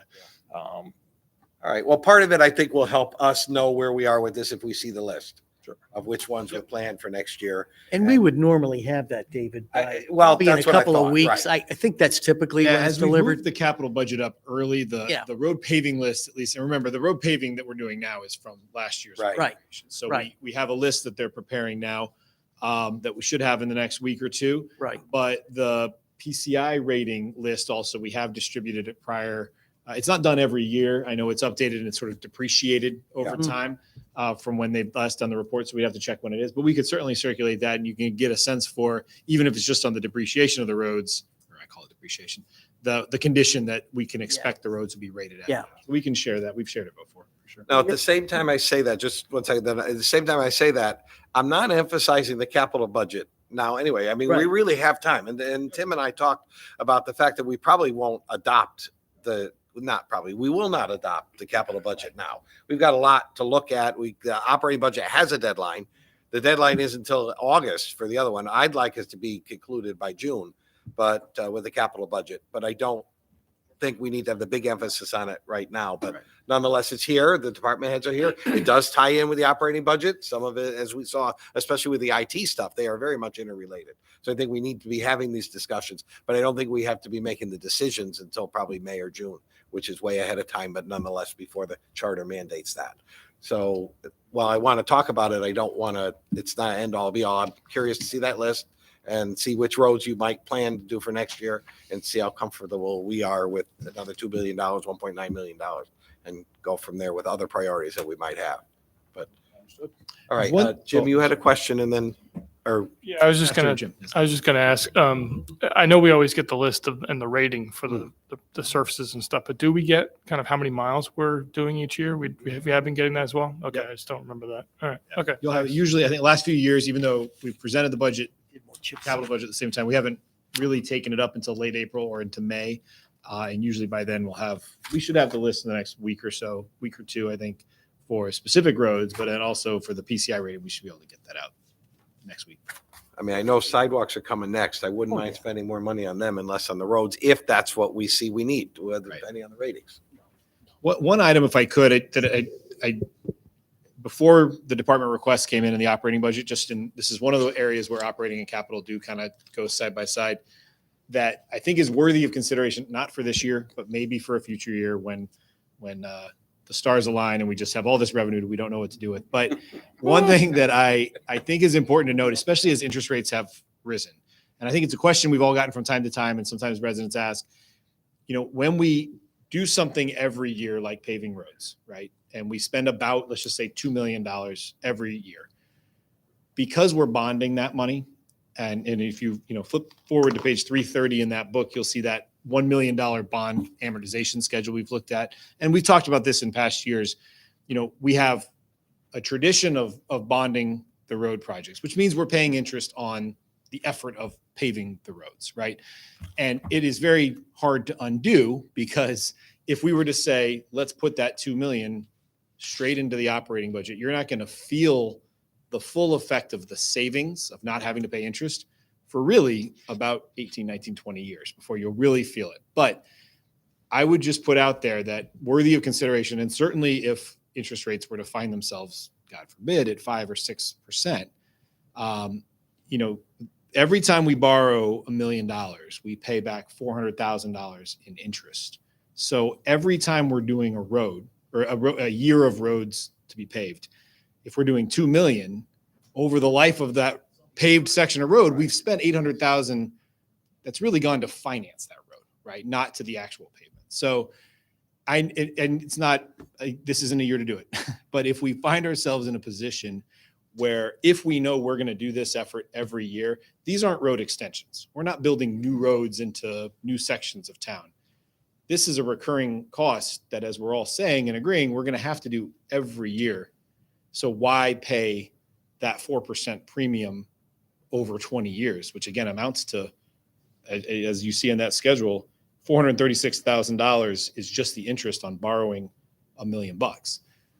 Over time, we'd be doing, future councils and town managers 20 years from now a big favor by saving a huge chunk of money that we're financing now. So not the year to do it, but I want to put on the radar because it is an area where many towns bond road paving. It's not uncommon at all. But because it's a recurring expense, I think it's something we should think about that will save us money in the long run. So that's my spiel on. But that potentially goes putting- along with the trucks. That goes Right. along with the fire. We have 20 trucks that last 20 years each, the fire department. Same thing with your big dump Sure.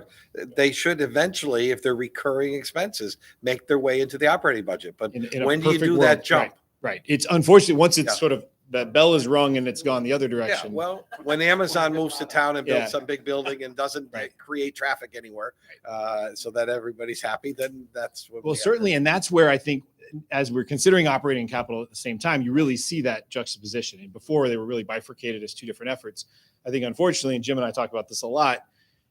Some of the items you see in this capital plan are kind of maintenance related, and they're kind of, again, knowing that we have to pay. It's one thing when we're borrowing at 1.5%, 1.75, and even in this environment, as we just did earlier this week, we were able to borrow at almost a little under 3.25. But those are real financing costs. In a perfect world, our capital budget is 6 or 7 items, and they're all new buildings, or they're new construction, or they're renovation of something that's going to last 30 or 40 years. But it's hard because as we've shifted more things into capital, we feel the effect. We just kind of feel it in principal and interest down the line. That's the hard part. Well, we'll also see that with CNR, and we had a nice increase last year in CNR. That's the other way to get at I it. hope we're going to Exactly. have another one this year. We'll have to. That's what we all have to. And talk that's another way to get to it. If we get Right. CNR up to, I think as the initial intent was to really have almost $1 million of CNR when it was first introduced, that'd be $3 million into CNR. If we were doing that, we could be doing the same thing now. But it's, it's every year is a tough budget year, and it's always hard to find that ability to get in there. Well, it's why corporate debt in this country is so huge, because no matter, you look at any of your giant businesses, they're funding a lot of stuff long-term as well. You add up all the debt, forget about it. Right. I don't see passing along $5 million a year No. Nope, no, it's not going to happen. for 18 years down the road when I'll be dead. I'm only kidding. Took a check. I'll be dead in 20. You got in your genes. You're going to be here. You got in your genes along. All right. We interrupted you. I did a significant interruption. I'm sorry, but keep going. We were on road improvement unless anybody else wants to add to that. All right. All right. Next up is Cheshire Street sidewalk improvements good. along Quinnipiac Park. This is new sidewalks, a new project for safety improvements along the park. It's adding about half a mile of sidewalk in that neighborhood. Because this was something that was on a couple of years ago, right? It's been on, we've moved it out. Was- And Part of it unfortunately, was the because costs of some have come in high. property issues too, wasn't Right. it? How to So- design it. And everything's all set now and we're ready to move on that?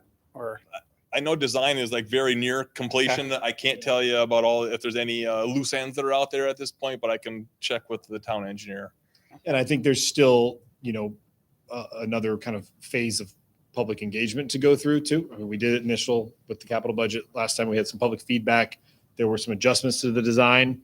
But I think another sort of effort in that respect is also due, so folks can, be aware of the project as if it's approved. And the second district councilman. Yeah, I know last year when this came up, we talked about perhaps extending this down to Slidell Road, which is the road that goes down to the trail. But it says that it ends at Warden again. So is that was that a design decision, or what's up with that? Yeah, so my understanding, because I know in order to extend all the way down, you have to cross that culvert bridge there. And I know in terms of the design, I don't know, Gary can speak to it. I think it was deemed cost prohibitive to, at least in the project as proposed. I'm not sure if you're versed on that, Gary, or not. Well, like it is, the Chester Street Bridge there, that's pretty narrow. I don't know, it'd have to be like it almost, Slidell is what, I see what you're saying. Oh. There must be some sort of property issues then in that chunk. I can't tell you why though, why, Jim. You know what? It was to go to Finch then, right? It was to go, the bridge had to be part of it because I drove it to check it out. It was, to but get maybe to- But you might have something, a different. Okay, that's what, all right, that's what I was thinking of. That's a We'll good follow point, up and though. we'll circulate the most recent design documents. Yeah. Yeah, we have those. As the sort of purpose of this, I think, as originally discussed, was to connect a lot of neighborhoods with the sidewalk to the park and to end it just past the house on where Warden Circle is, to not extend it to Seidel. What is it again? Sindel. It'll always be Seidel to me. It just seems like a shame. I know it's another, I don't know how many 100 feet it is, but there is not a bridge there on Chester Street until you get to over the Quinnipiac there, which is after, if you're heading south.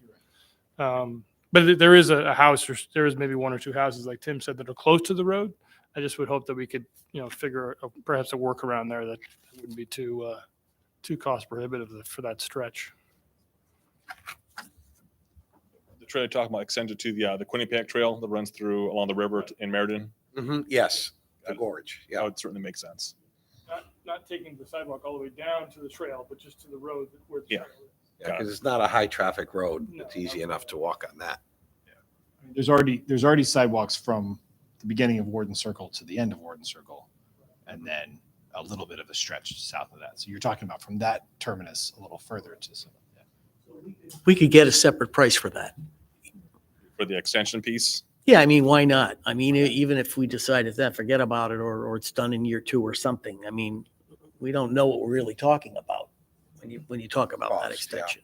It might not be that much in the same project. I really don't know. So we can assess, feasibility, then we can go through Right. some sort of preliminary design. We can hear about the extension. I would also just add that corner there, when you come over the bridge, that corner is pretty, it's dangerous. So it would Yeah, behoove sure. us to have sidewalks there, and also, some kind of perhaps crosswalk or something that's, if we're going to have people walking there. Okay. Next item is various improvements to parks and open spaces. I only got one item in here that totals about 20 to 25,000. This is replacing the dome backstop at Bartland Park. We've left some open space for additional items that will likely fill it up right now. The account, I'm pretty sure it's down to almost zero. So this is it's just replenishing that fund that we would use throughout the year. I'm saying I do have one project in the queue for that fund. Yeah, we've also used these funds, if you'll recall, in recent last couple of years, as we've anticipated the Bartlett South project.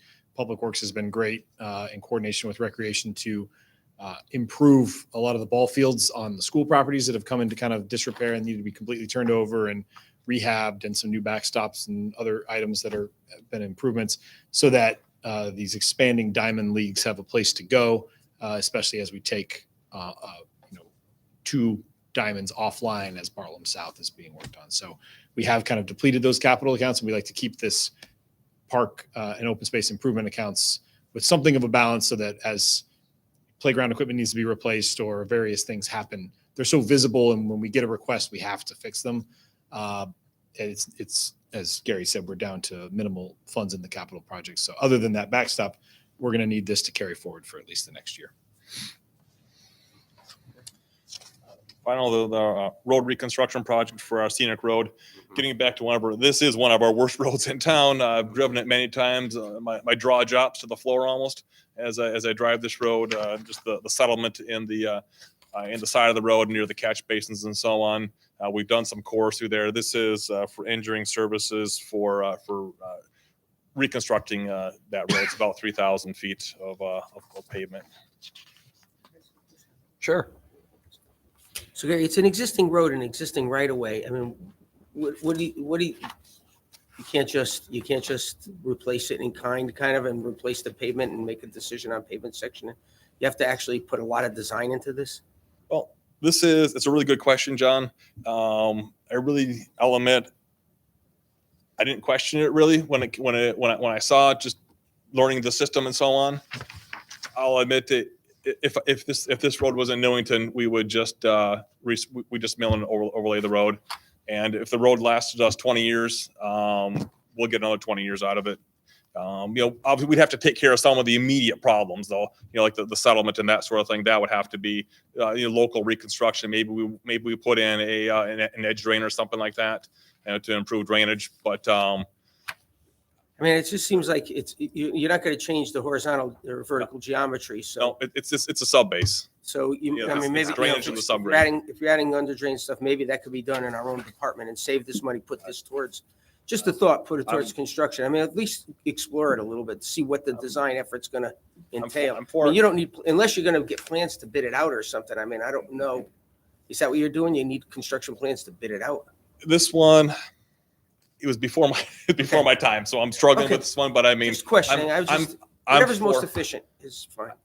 I can. I'd be happy to look at some other options like you'd suggested and some things that I've done in the past too. Yeah, the year one request is for the 80,000 for design and probably to explore a little more about exactly to true up the number for the second year.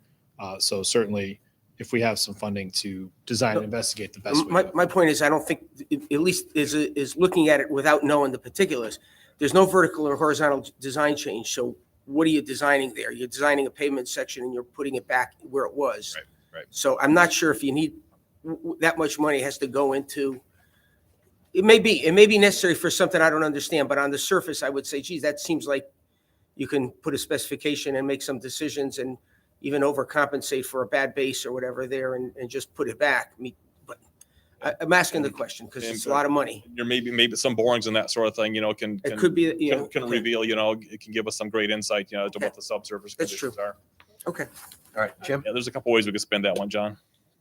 I just, that part of I remember George mentioning a few times about how there's something going on there. When you drive down the road that's in the toughest shape closest to South Meriden, it is kind of all breaking up in a weird way where the rest of the road is not. So that's why I think George may have been thinking it needed some sort of design consultation or working.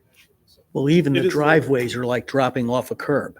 What's that? Even at the driveways that go into that street, they look like they're dropping off a curb. Is that- okay. It's that southern part that you're talking about, Right.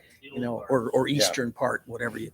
So the Yeah. whole world settled, maybe, so maybe it's more of a geotechnical design than a kind of a general road design. I think there's a couple different components to it, like you're saying. There's the settlement. There's some subsurface issues. There's some drainage issues. Anytime you see fair like this, John, we all know there's more than one thing happening. There's multiple things happening here that are happening concurrently. So, all right. Thank you. We're all right. Right, next page. Engineering, highway and grounds, vehicles that are non-dump truck related. This is replacing our backhoe, replacing our equipment trailer, purchasing a new bucket truck with a 45-foot capacity or a 45-foot boom. And it's essentially half a camera, or half a pipe camera. The other half a pipe camera comes from the WPCA. Hang on, I lost my talking points over here. Thanks to Rich Pruitt, gave me some great talking points about the bucket truck. I do have an analysis in here. On the next page is the See bucket that. truck analysis. I'll try to walk you through the table and the numbers. It tells a story, but it doesn't tell the whole story, and that's what I'm here to tell the other half of the story. So you'll see the upper half of the table is the equipment vendors. That's just direct rentals for when we need to rent lift trucks and bucket trucks. The other component on the bottom is tree vendors and what we spend on tree vendors, and what we're just round numbers. We're saying, well, maybe, 2/3 of that is probably specialty work that we couldn't do even if we had a bucket truck. So I'm not going to try to take credit for that or claim credit for that. So maybe the other third is what we could take credit for. And so when you add up the 1/3, which I'm calling standard tree work, and you add up the equipment vendor, it's about $20,000 a year. Then when we look at, say, this truck costs $160,000 to purchase, if it lasts us 20 years, which it should, with maintenance, it only costs us $8,000 a year to maintain the vehicle, and now we're paying $20,000. And that, again, that's not even the whole story, because when the fire department, when they need to adjust their the Opticom sensors as a part of the emergency vehicle preemption system on all the traffic signals in town, that's not included in here. They hire a contractor to do that. So that's all stuff that we could do. This equipment would be shared in-house with other departments and divisions that could make use of this equipment. Right, we're showing that at $20,000 a year we can pay for it in 8 years. Really, the reality is, I really think we can pay for it probably half that, or even 4 or 5 years, something like that, when you account for all the other things that I'm not able to put in the table the numbers to really show. But some of the items, go ahead, Tim. It's a quick question, Gary, because I know we own poles in town with lights on them. Yes, So that would be, I would assume, absolutely. because that's something that we Yes, sort of built into the system without maybe totally planning for it. So this, correct. I would imagine, because I don't see you guys cutting a lot of trees when you get right down to it without more people. I mean, I don't think that's the best sale for this, but I think other things sell it better. Oh, you're absolutely right. I'll go through the talking points that Rich gave me, which is awesome. Did a good job. So it's like not really tree cutting, but tree trimming, pulling some of the hangers out. It's the one thing there was where we would use it pretty regularly would be on the trail. Just trimming up trees and so on the trail to keep that in safe condition. Flag poles, building maintenance for cleaning gutters and so on. Storm damage and wind damage. Christmas tree lights. Light pole lights, like you're saying, the flag poles. Again, assisting the fire department with their Opticom systems we got about 30 traffic signals throughout town. Almost all of them that I've seen have the EVPS receivers on them. So, I mean, essentially those, they need to be, they get blown around in the windstorms. They need to be repositioned. The lenses need to be cleaned, just like anything that needs maintenance.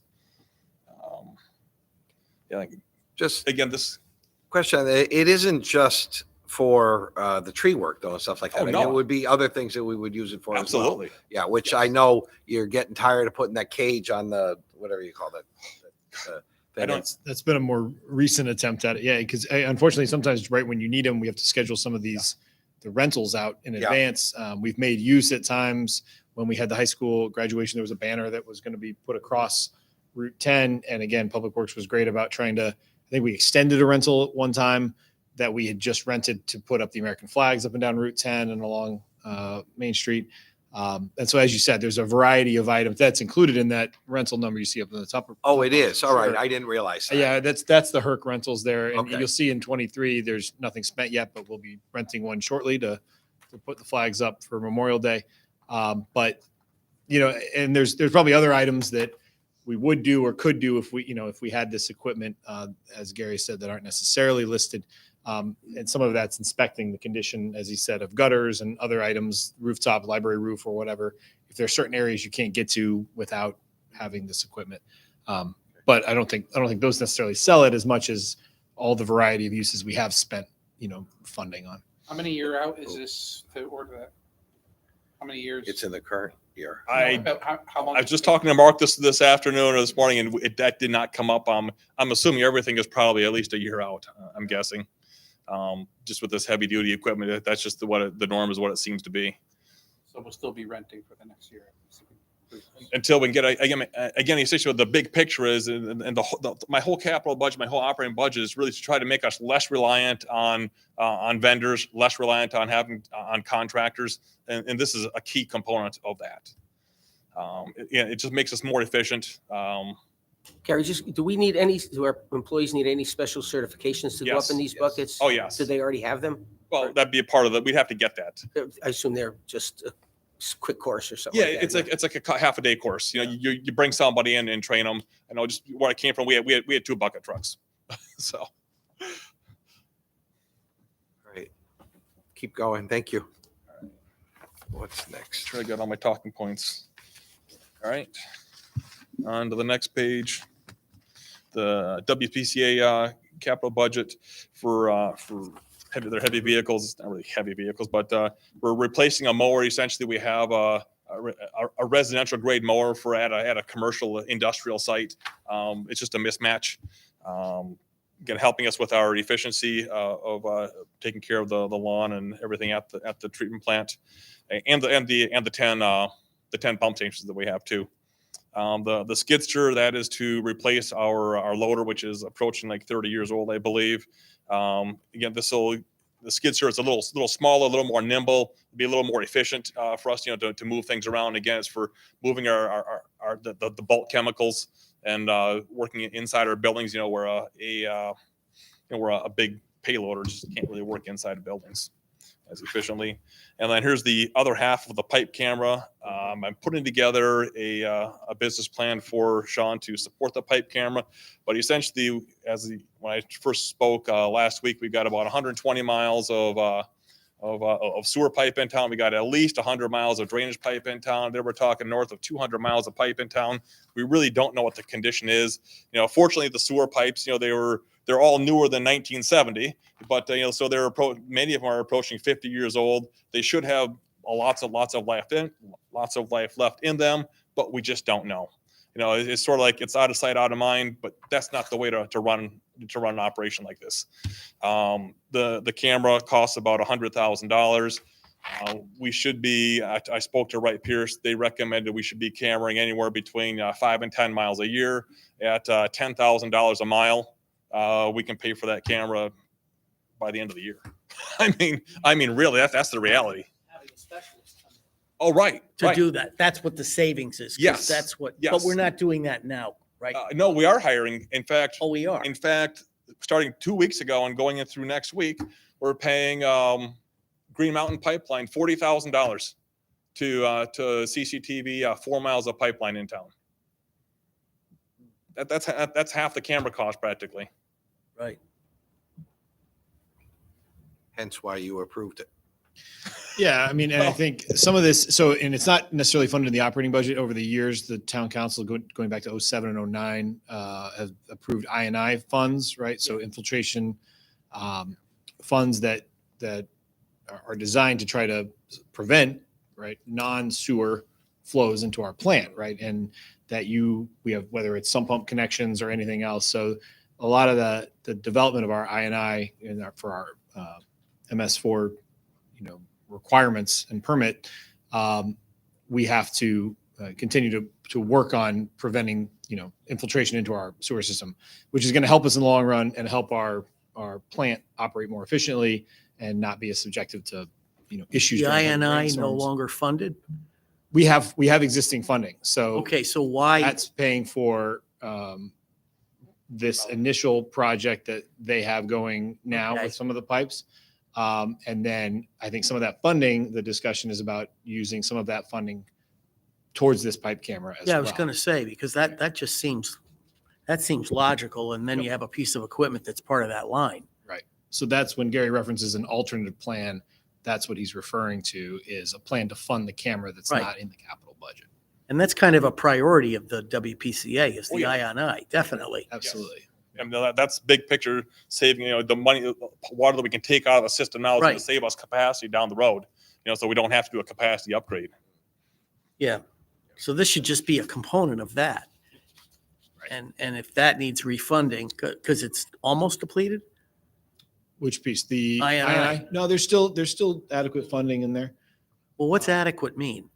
I think there's two different appropriations. I think there were around $190,000 were remaining at last check. I think. Sounds right. But 190 is not enough to pay for this in your thinking. Couldn't we just add to that I&I fund? So yeah, we absolutely, and I think you'll see continued requests for I&I funding in the capital budget going forward. But certainly when it comes to the camera too, it's not obviously just cameraing the work. It's having somebody, Who could fix the trained stuff. and also Right, that's the next part. Right. trained yeah, to I get interpret it, providing you a report as to the condition assessment and all of that. That's included in what was contemplated in the initial I&I appropriations for this investigation. What Gary's proposing is bringing some of that in-house and then training existing employees to operate the cameras and do the assessments ourselves within the WPCD. I don't care how we fund it, whether the funder uses I&I No, money I or guess- capital money here, I but guess just, it was just so a we're talking matter about of it and get it. sort of tying the philosophies together, I guess is what it came down to, because obviously I&I has been a priority and we've funded it, I think.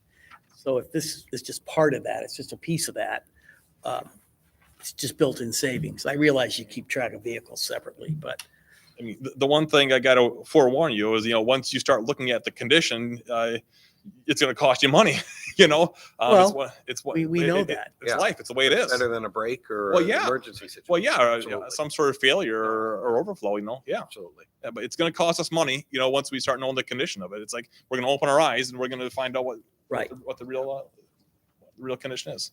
Did you have a comment? Not on the I&I or the camera, although I didn't know that, honestly, our system had a lot of problems with I&I. I didn't think it was old enough to have, but I've never got my head into it. But yeah, no, we've had those problems. Yeah, it's interesting. The spike is quite. Is it? It's Yes. interesting. Oh, a lot yeah. Less than it was, but. Oh, it's no, we're seeing percentage-wise, but- normal flows are about 2.5 million gallons. I mean, Yeah. high flows are, see, a little over like 10, 12 million gallons. So, I mean, it's like 3 or 4 times. Are we just studying it, or are we actually making improvements, Gary? Well, right now we just have to identify the conditions, and then we'll need additional I&I funds to go out and make these improvements. Whether We've only been No, we- studying. We haven't been I making. believe improvements. we've There've done been big some things, improvements in the definitely. past. There was some they did welded shut the Yes.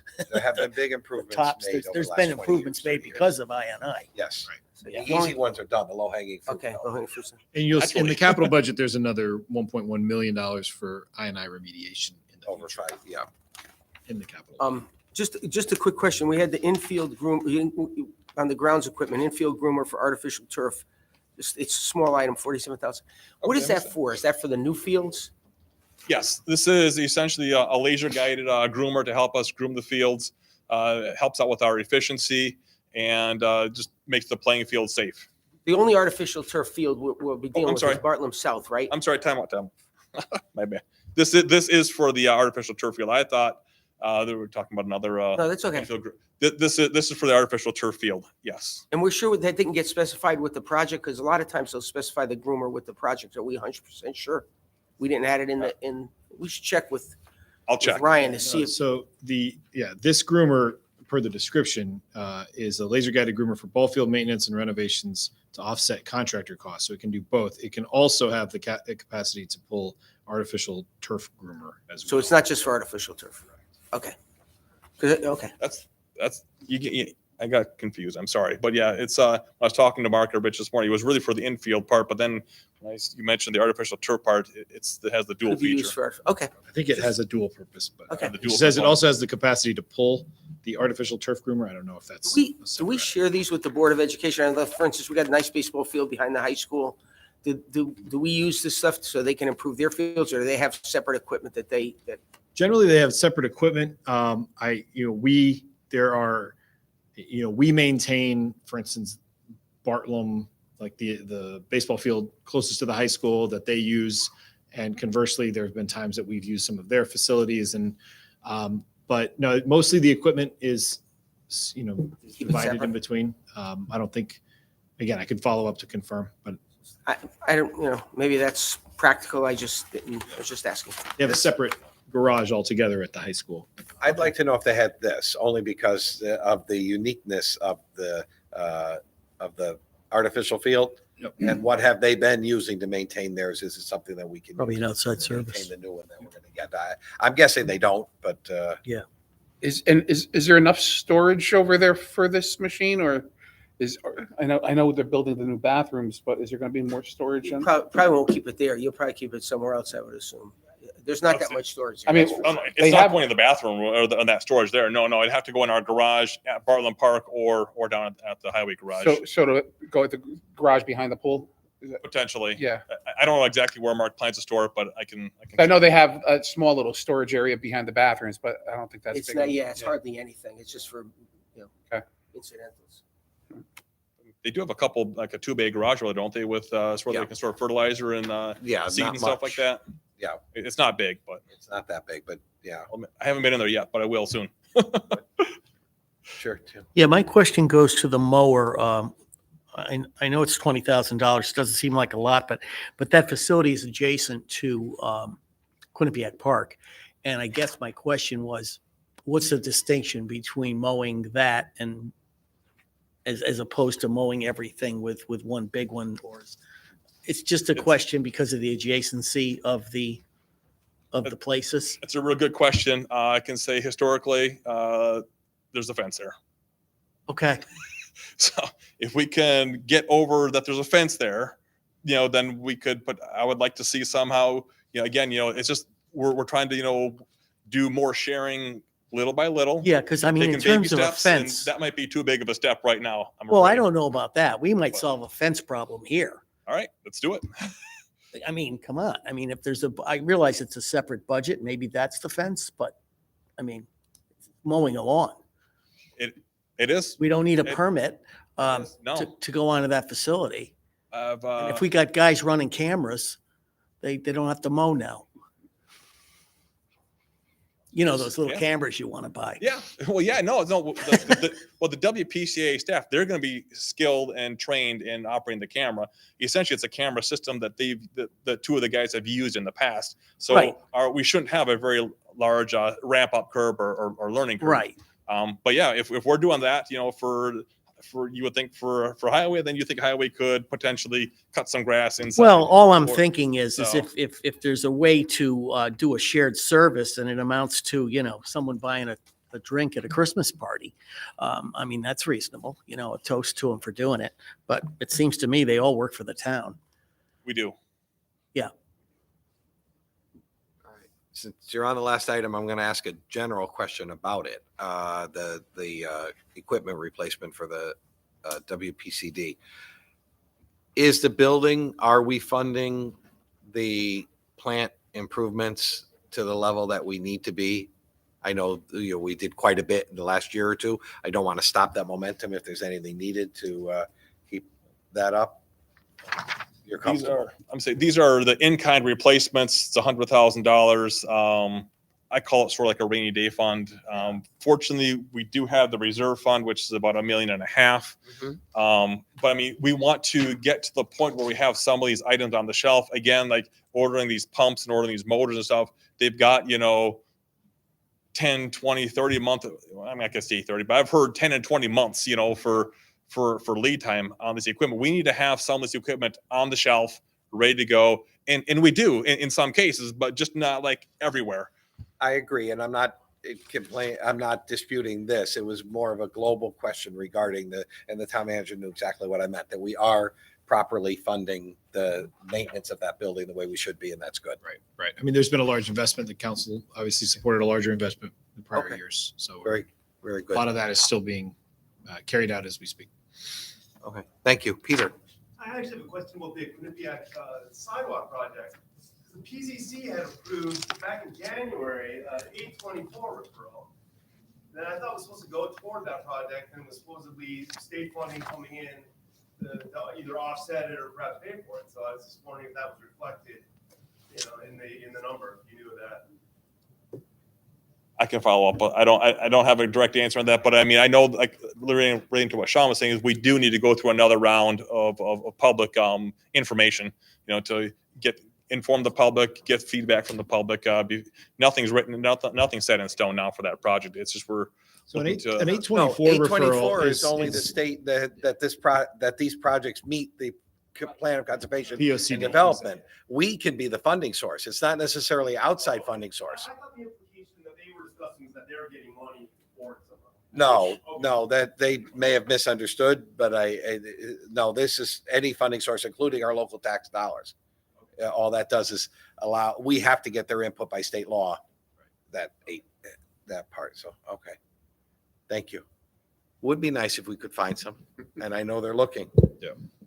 All right. Any other questions I regarding? just have one more thing. Sure. And then, And not to get into this granular, Gary, but and I know you manage sidewalk replacement, et cetera. We have a new 50-unit affordable housing development going in the end of opposite Stop and Shop. What's the name? East Mitchell. And they brought a sidewalk up to Route 10. And then there's new sidewalks in front of the bank that was just constructed there.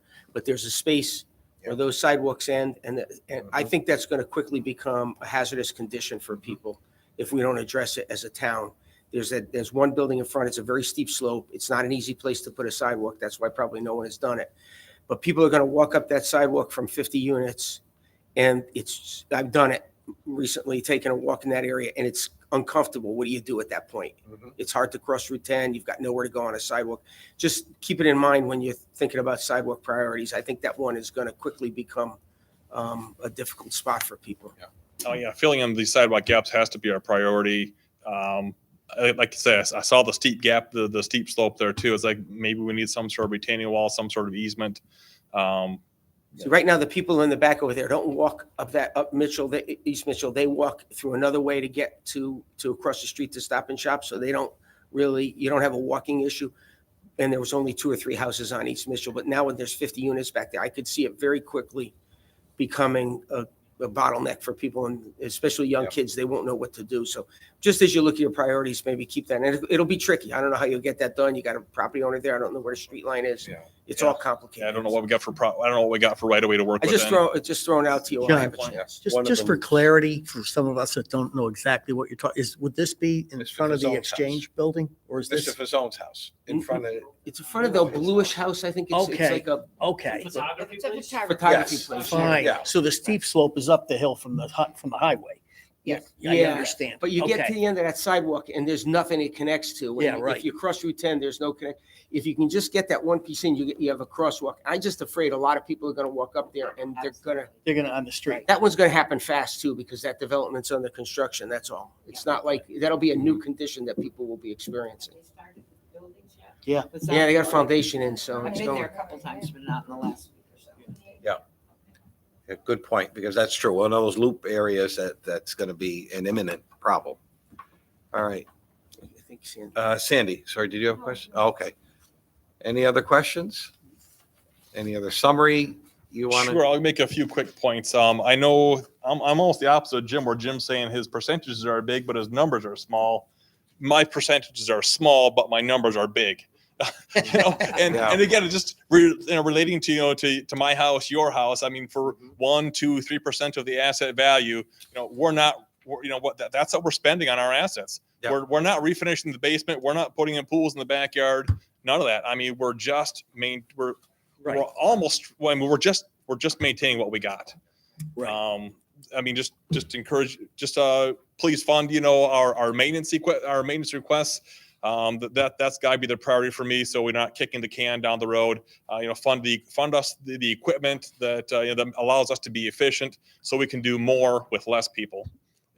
Fund us so we can be less reliant on contractors, less reliant on vendors. That's my closing statement. Well, Gary, based on that conclusive statement, I would give us a score against your past employer. I mean, there was very similar towns. I always think our stuff looks terrific here. I think our crews do a good job, and I think we fund you adequately, and almost with an increase every year. As you walk in and make an assessment, are we on par, subpar, above par? Our roads are much better. Well, if you go past that, I mean, people talk about our shiny equipment too, like some of the best public works stuff around. It is. It looks gorgeous driving down the road. It's great. I'm proud of it. We're all proud of it. Of the equipment that we have. Right. We keep it in good condition. We try to keep the fleet young so we can keep the fleet so it costs less to maintain. Right. So you've come to a good spot that's taking good care of the stuff. So we'll give this thoughtful consideration. Thank you. Is that fair? There you go. As Okay. Bob Orris used to say. Yes. Rob Orris. I like that. And my office is, my door's always open. Of course it is. Almost always open. Yeah. So- Thank you very much. Thank Appreciate you. that. Tuesday, when we meet as a council and budget committee at 6, we will review some updates. We'll review capital non-recurring revenues. and revenues, department revenues, et cetera. And so those 3 items, that hour, if we don't finish in that hour, the council meeting is starting at 7. We won't hold you up, but we may meet after that because the council meeting goes quick, if that's fair. Okay. All right. But we'll get those things done so that the following week we will have another meeting to try to get together and try our minds as to what we're looking at for setting of a mill rate. All right. Thank you. With that, I'll hand it back to you. Thank you so much. Another good meeting, another good job done, but the whole job isn't done yet. So with that, I'll call for a motion to adjourn. We have a motion. We have a second. Thank you, Mr. Pelleber. All those in favor? Looks like we're closed.